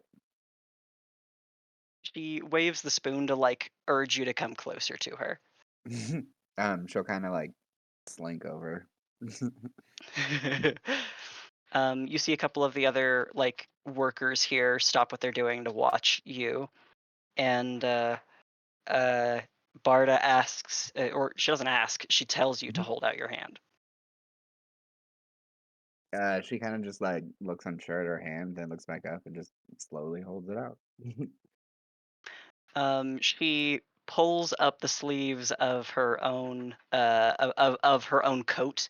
You definitely could see that she had darkened hands to begin with, but now you can see that there is a moldering, misty blackness that has curled over her palms, over her knuckles, and up to her shoulders at least. And now that you are looking at her closer, you can see it around her neck.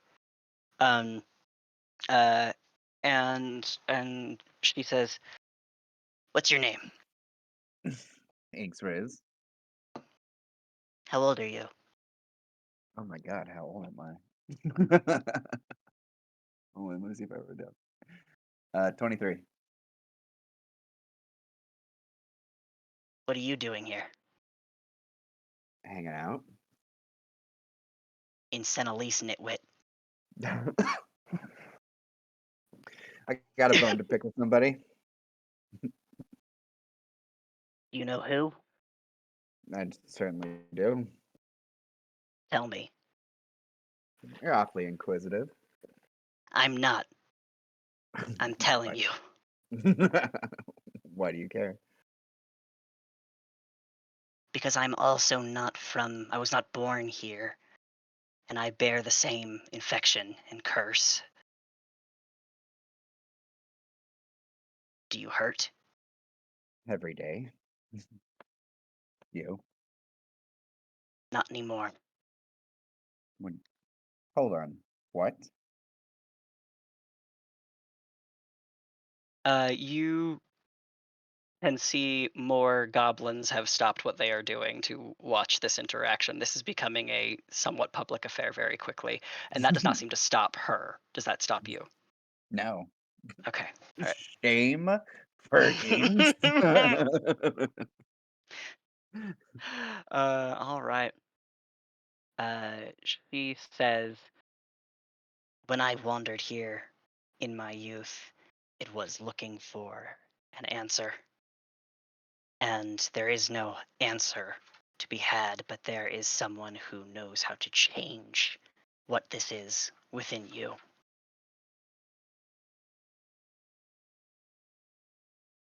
She's the Chamberlain. Her name is Morgo. And she holds a feast following dinner ordered by the Queen. She seems to be doing some math, and she says, in 2 sunsets, the Queen Titania has bidden. We host a ceremony for the duel for Neverwinter, and every guest and chosen and honored champion will be in attendance. And following that, the Chamberlain wishes to meet with any who are interested in hearing an old tale, one that is older than us. And her hands open and close, and she emphasizes the darkness within her flesh. You feel a small. You would think you're kind of expecting a vacuum. You're used to the pull that your powers have and how much it feels like a drain or a force being moved, but this feels like a pouring out of something rather than pulling something from you. Something is being pushed to you in a warmer way than you have ever experienced. How are you so sure there's no answers? Speak with Morgo. She'll tell you. I think I will. What are you doing? Me? Yeah, it feels different. Um, her palm opens and you feel that wave of energy moving almost back and forth like waves on the beach. Um, and you can see that she's manipulating this energy. And she says, Morgo taught me how. This is the last missing.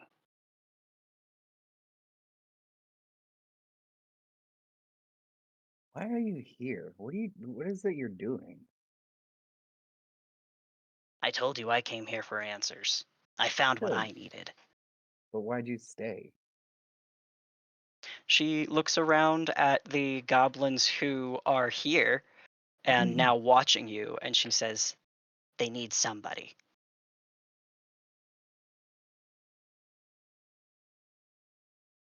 She'll turn and look to the rest of them. Are you all that useless without her?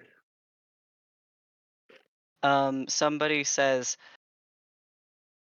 the term servant has been recent in the list of adjectives we are used to here.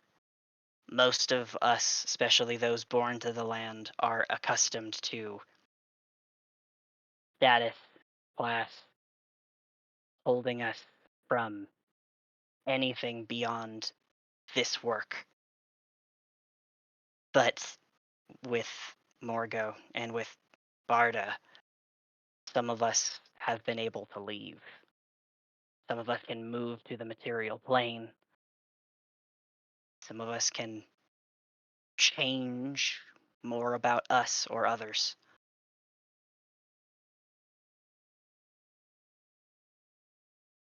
Yeah. 2 days? 2 days. I can wait 2 days.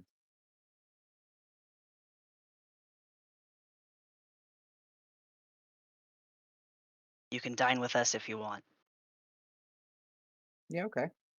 When? After everything is clean, we finish our own dinners and sleep and rise in 6 hours for breakfast. Yeah, 6 hours? How do you survive up just 6 hours?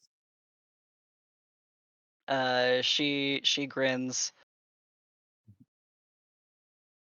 As good as I am here, the Queen has offered us, myself, and those who work with me, some small benefits. There is greater refuge here. And she kind of gestures to the walls of the kitchen.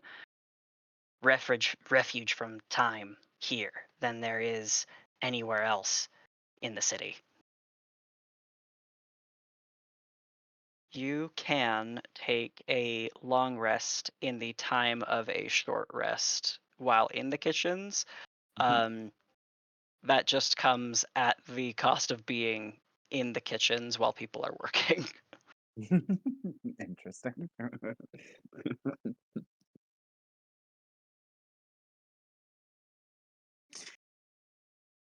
Yeah, she'll kind of. She's been kind of like the best way to say it. Like her eyes have been kind of scrunched down the entire time, just like quizzically looking at her the entire time, very suspiciously. I think suspiciously is probably a better word. Awesome. And hasn't really taken her eyes off of her as she kind of like backs up towards the rest of the group and then finally breaks eye contact and just turns to us. I'm like, okay, we ready? Yeah. On to the stables or rookery. Who's got a strong opinion? I feel like Receiving Hill is last.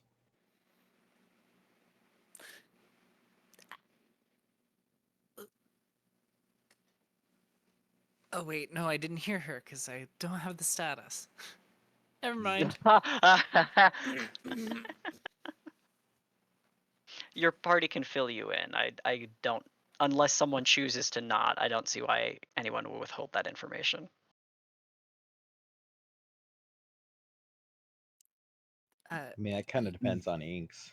Yeah, it does. Even though I heard it, I don't think I would talk about it if Inks doesn't. What am I supposed to tell you? Everything in that conversation, only me and you might have been able to. Well, no, me, you, and Godric. Yeah. Yeah. Oh, Yeah. what does that have to do with us choosing where to go next? Nothing. Oh, then I don't Say, think could one of you all that knows what's going on in here, could you ask if I could get some sandwiches, please? she will turn back around. Yeah, that'd be you, Inks. You got an in. I don't think I'm on sandwich terms with her. She turns back around, heads towards them, then stops, turn back around. Okay, let's make this one trip. Anybody want anything else? I got one sandwich. I think there One. was sandwiches plural, so he might want more than one sandwich. How many sandwiches, all these? I would like 12 sandwiches, please. Whoa, that's 12 sandwiches. Anything else? Nope. 12 sandwiches going once. 12 sandwiches going twice. I mean, I guess if you don't specify, a sandwich could just be like one piece of meat in between some bread. And surprising no one, Haza is overthinking it. I'll be back with 12 sandwiches. No, that's just The whole time you're gone, Hayes just talking to herself about the different variations of things that could qualify as a sandwich. Just you fucking wait. None of you just not thinking Hey, right. he's Torek He's a- watches Inks walk off with the most pride he has ever shown to anything not Takareba. say, Hazel, did you Yeah. catch any of that conversation? Yep. And You'll have to be more specific. There was a lot packed in there. who is she talking to? Oh, head cook. Same person she's talking to. Yeah, now. Hmm. She was talking about, well, the most important thing for all of us, I guess, is that in 2 days' time, there's going to be some kind of dinner, gala. After that, Inks has got an appointment with someone. Is the gala for like a specific event? Is it I think it's solstice again for already? no, I think it's for all of the people who are here as a part of this sword business. Well, I guess technically it's people who are here for the actual midsummer duel, but most of the people here are here for sword business, I think. Yes, clearly, because it's like very early. Yeah, well, I think. 2 days time there's that, then afterwards Inks has an appointment with hard to read the undertones and what's going on with that. I don't Yes, it does sound kind of mean. Is she okay? Were they mad at each other? know. Well, no, that's if you're referring to Inks's tone, that's the tone Inks uses. Yes. Yeah. Yes, but Yeah. Well, usually it's she was giving the tone back to Inks, and so they were really getting along quite well. okay. Yeah, sort of a shared kind of back and forth aggression. They seem to understand each other really well. I glance over to see Inks. I don't know how does Inks Negotiating go for about 12 sandwiches. negotiating a sandwich. 12 sandwiches. Well, as I understand it, this is their goddamn job. So Right, so Yikes. you're going up to speak to their. Why? You're summoning. I'm going Oh. to speak to your goddamn manager. no. All right, Karen. Wow. All right, damn. I will point out that I said Walk nothing up. about a manager. You walk That up and is say, me, "I'm a so- paying goddamn customer. I am a Get guest. on it." I am not paying. I am a guest. It is different. Even worse. Yeah, it's worse. Um, No, Yeah, it's she worse. just comes up and, hey, how do we go about getting 12 sandwiches? You use your fucking hands, and she points over to like a workstation. How do I go about getting one of these guys to get me 12 sandwiches? Blow them. What? Sorry, I'm so sorry. No, Did you that's blow 'em? so good. That's so perfect. Yeah, you don't apologize. That was excellent. That was fantastic. Blazing Barda, I love you. Oh, come on! Okay, do I so- hear Inks yelling? Do I hear Inks' side of this conversation? Probably. I lean over to Finny and Ilvia say, "For the record, she was just told to blow someone, so that's how it's Well- going." Well, what's the problem? Oh, is that canon? Is that what we're sticking with? Look, Is that I canon? have Is to that make what we're some sticking sandwiches.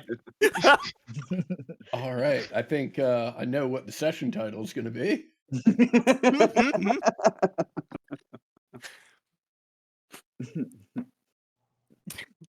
Yeah, Ilvius, you might have to go make a sandwich for yourself at the. Oh, I'm happy to Sandwich make station? sandwiches. Unclear. Fantastic. I Yeah. just Hold on, I didn't. That's not from me. That's from. She's gonna need to finish arguing with the lady. Give her a second. I think she's got a retort. I don't know if there's anything better. I'm not gonna retort. I'm gonna go back to Obi. Holy shit, she gave up.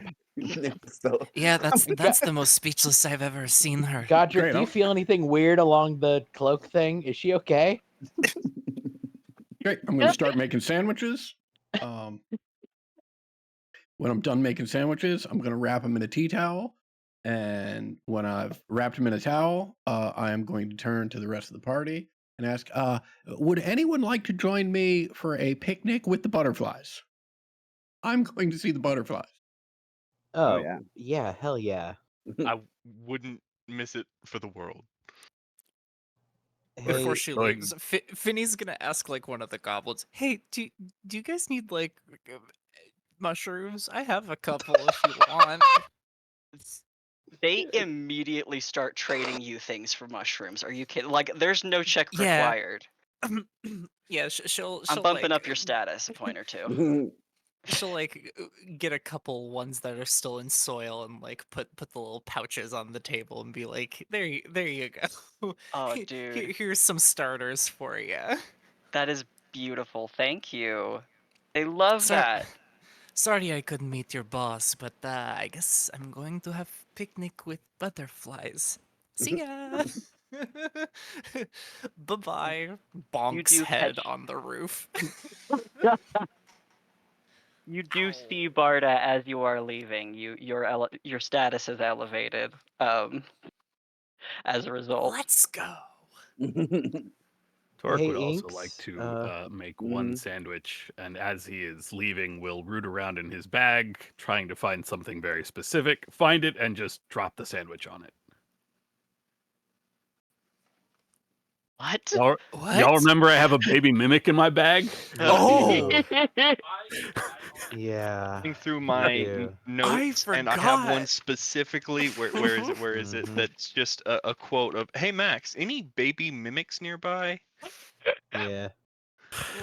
The whole time that we were in Ulrith, it didn't really need to eat, but Mhm. it's been a while, Yeah.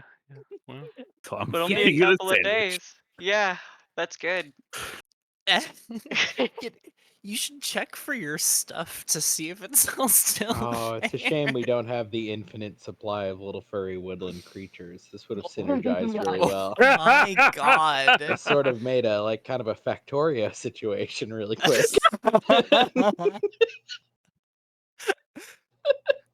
My God.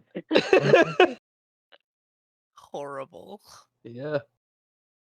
The Forgotten Realms version of the jungle is written about that. Whew. Sorry. There we go. Trying to move y'all to the butterflies. There we go. Okay, as you approach, you see you see the pillars that are around this little garden that these butterflies are flitting around. The pillars are all carved with phases of the moon. This is called the New Moon Hall. Um, you can see that on actually am I thinking of it right?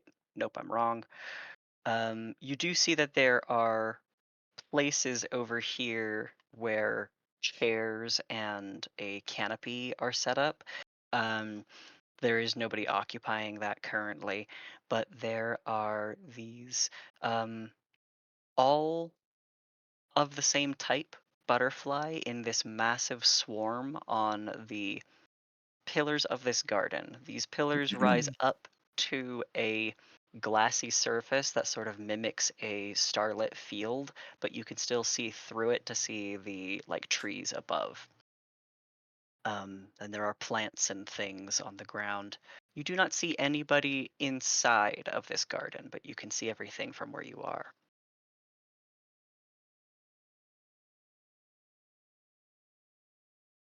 I forgot to Uh, ask earlier, but real quick, is there any part of where we're currently at that feels actually familiar to Haza? Um, not. Ooh, I'm asking specifically because this butterfly garden thing seems remarkable and pretty enough, right? That it's like the kind of thing that lodges itself in a child's mind in the way a street doesn't, you know? I think that that's a good enough reason to say that you do have memories of this spot then. Um, I think that it's very reasonable for this to be very connected. I don't know how well you remember this, but a very, very, very long time ago, Hyacinth found fractured memories in your mind of somebody doing something to you while you were on the ground levels of the Mhm. city of Senelise. Yeah. I feel like you probably know that that was here. Like specifically in this garden or just on this particular level? On this level. Yeah. Yeah, We're at the foot of the foot of things. yeah, yeah. I think it's fair to say that at this point in your processing of that information and the peak that you had previously and all, you have been able to determine that this the changeling who did something to you like is the person who cast the spell that that held your memory. Mm-hmm. Yeah. Okay, sorry, I interrupted, Olvius. No, I'm just going to turn to the party and ask, do anybody know if we're allowed in there? Seems pretty empty for such a pretty place. I think we are. So let's go. Anybody standing around, like not a member of the party Yes, yeah, there is a number of people you that I can see? You can see a little goblin who is actually wearing like a nicer coat, but is looking into the gardens as well. Okay, I'll wave at them. Hi, A I'm Alvius. white mist. They go to shake your hand. Yeah, I'll shake hands. I saw you admiring the butterflies. Oh yeah, yeah. Do, Scary, aren't they? scary. I thought they were really Yeah. pretty. Oh, they look very nice. They have killer teeth. What? You ever been bitten by one of these? Hey, Jana! What? Do you know those things have like super sharp teeth? Oh. Butterflies have teeth here? Some do God. sometimes. The Not all. Well, What Wow, do you mean sometimes? I don't I'll know. turn back to my new goblin friend. Wow, you really saved our bacon. We just thought they were pretty butterflies. We were going to go in there and have a little picnic. But I guess we'll have our picnic out here and just enjoy the beauty from a place where they can't bite us. Do you want to join us?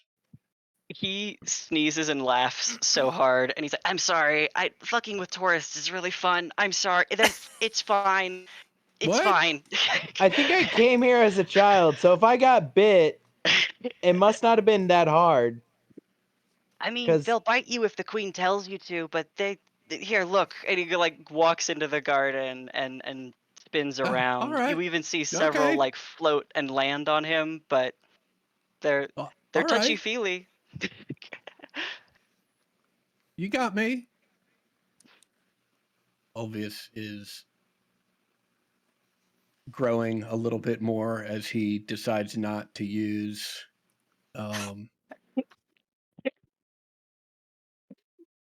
his hypnotic gaze to cause more problems. Well, okay. No, you got us. That's fine. You're still welcome to a sandwich and some tea if you'd like. Sure, hold on, let me see what I've got. And he goes into his bag and starts digging around to trade you for things. And he pulls out a hagstone on a wrist strap, and he'll also gift you um, a uh, um, a s- a wreath that is in process. He's like, it's not done. I'm sorry. No, well, give me something to do. And he'll share food with you in that trade. And for taking a good prank and taking it on the chin and being really funny, you do actually get status increase for that. Let's go. Famous chef, Uh, baby. as such, Ulvius, as you are kind of settling in for your picnic with a new friend and your old friends, you catch the sight of a person under the tree. Maybe I shouldn't tell you about people under the tree. I'm scared for them now.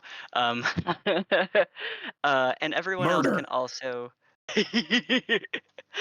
Everyone else can also see a woman who appears to be a Fey courtier as well. Um, she has a sort of bluish tone. She looks like she is potentially a sea nymph or sea fae. She has some curling horns that sort of spiral like cones, on her brow, and she is wearing a cloak that looks like a moving waterfall. And she is sitting with it wrapped tightly around her shoulders and just gently crying by herself. Just what this story needs. A sad bluish princess. I'm walking over. Mm. Thanks, Mel To the s- Brooks. Yeah, to the surprise of no one, I'm going over. Yeah, sure. Yeah, it's fucking, of course I am. Does Hazel She look that dejected? Like, does she like get No, up no, and go? no. She's immediately just like, oh, it looks like genuinely concerned, and it's like, I'll be right back. Okay. all right. You approach this very sad looking woman. But she looks at you and smiles, and she has a very nice smile with some shark's teeth. Hello. I just noticed you were quite sad. Um, I I am in I am sad. mm-hmm. You look familiar. Um and she kind of she studies you, but she does not recognize you aptly enough.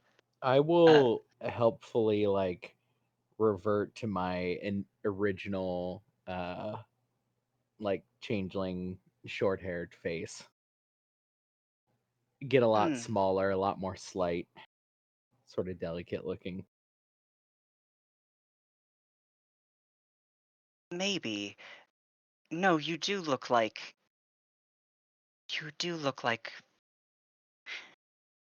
I apologize. I Hmm? am sorry. My name is Mora Moonwater. I am the Rain Cloaked. I serve within the Court of Coral at my most recent appointment, and there is a few faces that have swam within my dreams recently, shared to me by my sister, and I think that I know you. Hold on. I've got one more face. I'll switch to the, human looking face. Okay. I had adopted the, like half and half. Yeah. Now I showed the changeling, now I show the just human face. Her eyes, which when she opens them wide, you can see are just entire like puddles of deep Mm-hmm. cerulean. She says, yeah, that is, I recognize you. You know if Athena is alive? Oh, yes, she is. Okay, Well, last we saw her, yes. I am glad to know. The dreams we share may be fractured, and particularly so far as I know that she hoped to leave travel. Um, I did not think I would ever hear her thoughts again. Where did you find her? We found her in, best to call it, a state of disrepair in a city called Ullerith.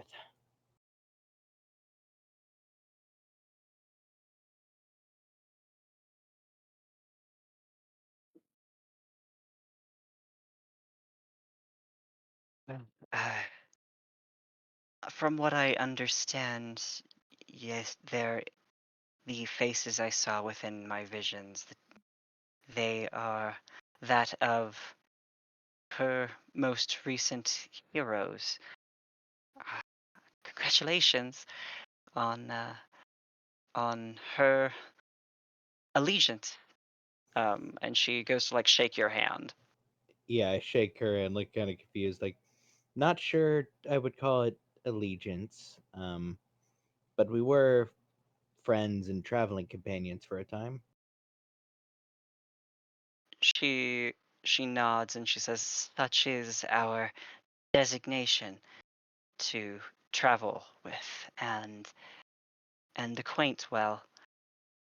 If you are the most recent to recover her, to ensure her safety, that entitles you to her hand in be that matters of politic or marriage.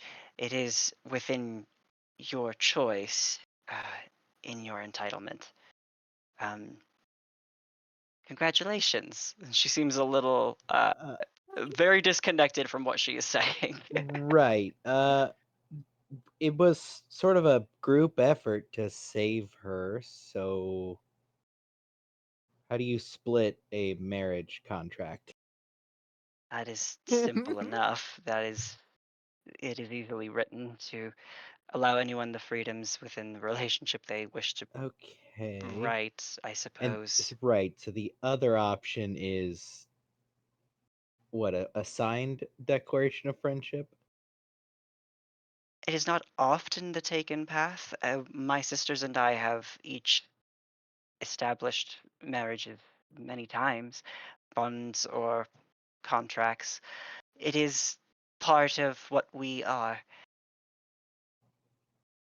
I'm sorry, what is beyond a, I guess, the normal parts of a marriage? What are the benefits of a marriage per your station, I guess? Marriage to a chosen courtesan of Titania uh, certainly gives you a someone to dance with um, within the next when there is sorry um, foray that is upcoming, someone to have on your arm, someone to sit beside you at a feast, someone who may speak on your behalf if you have other matters to attend to. We are political in our nature and design.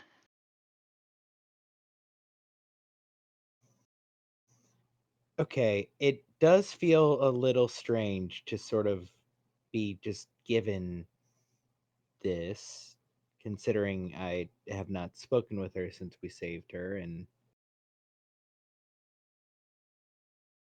This is not information she shared. It was her duty to inform you of what you were entitled to.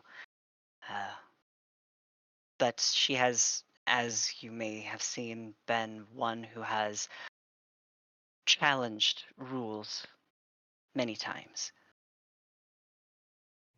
are I mean, are we permitted to forego any, whichever option we choose until we actually see her again?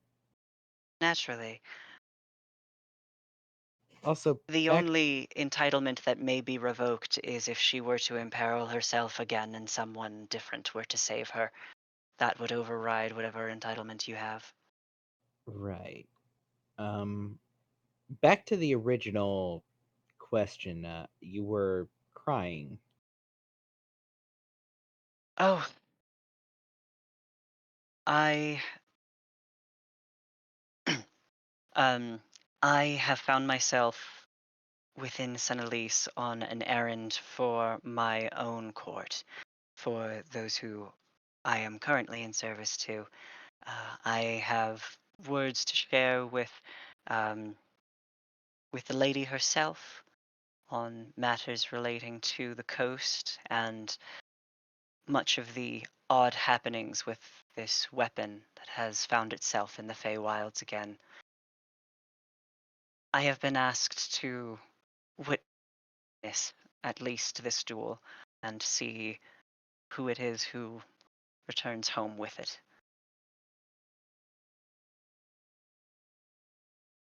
My own charge, actually, is to be witness in the event that our challenger is to fail or succeed. And what part of that, I guess, moved you to enough emotion to cry? I was struck with the knowledge here in this beautiful place where odder things grow than I am used to seeing, that the gentleman who has taken me as a member of his court, who has saved my life before, is perhaps to kill himself to get this weapon. And I fear that my next masters may not be so generous.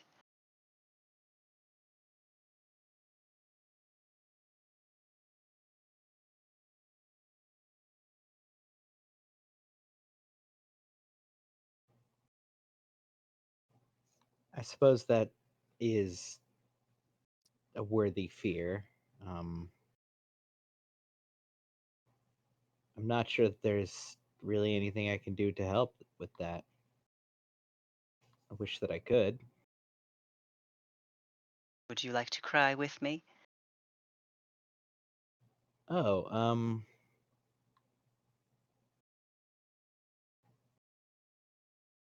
y- yeah, actually, that might be kind of nice.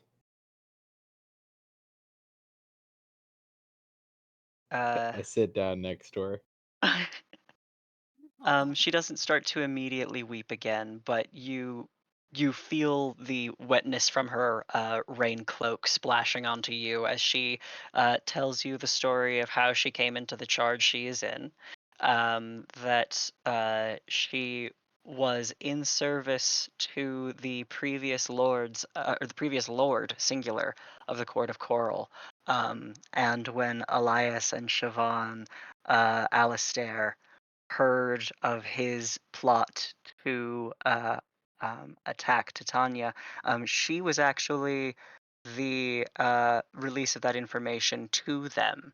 And with her help, the two of them were able to find to corner this man and kill him before he was able to uh, do anything more awful, and thereby they ensured faith with Titania.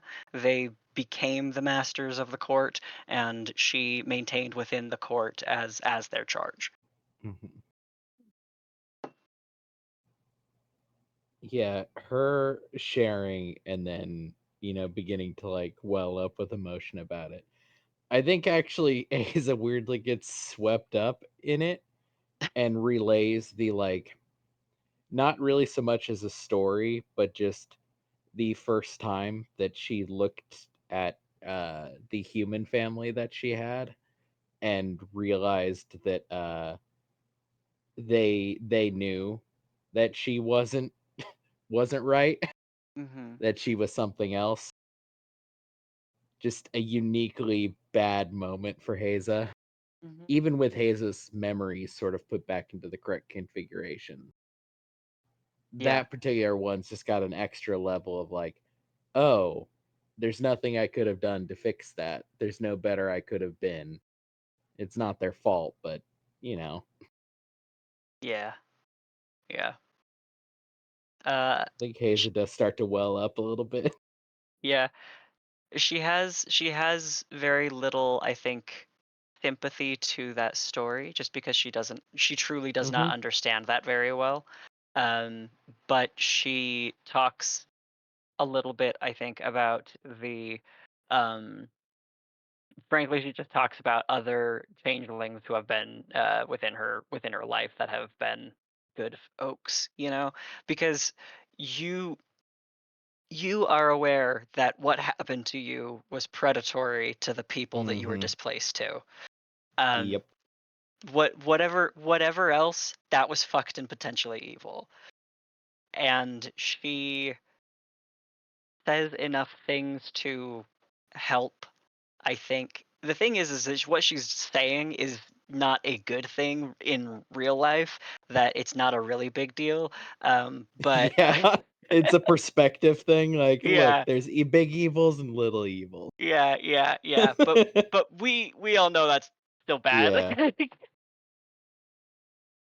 Yeah, I mean, to be fair, Hesa was sharing not for any kind of consolation, so Mhm, her words don't have a lot of bearing on what Hesa feels about it. mhm. So everybody else sees Hesa crying on the Crying. shoulder of a weeping shark-toothed blue lady.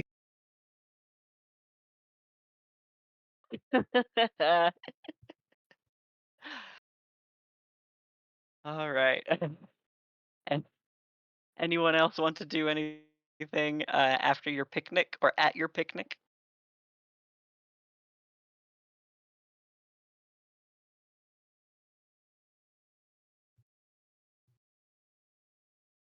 Nope. Is No. is anybody gonna say or do anything about Haza? Oh, uh, I don't know. I mean, it looks cathartic. I think. I'm sure if she needs support, she'll.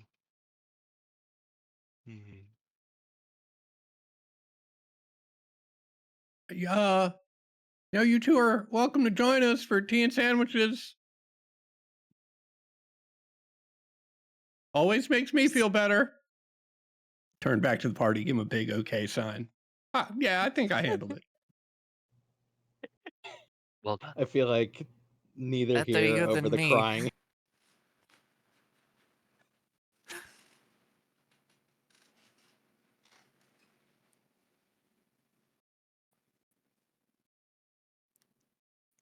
I think, especially since Doug went to bed, now is probably a good time to call Good place to something. call it. Yeah. Yeah. Yeah, I agree. More places to wander wouldn't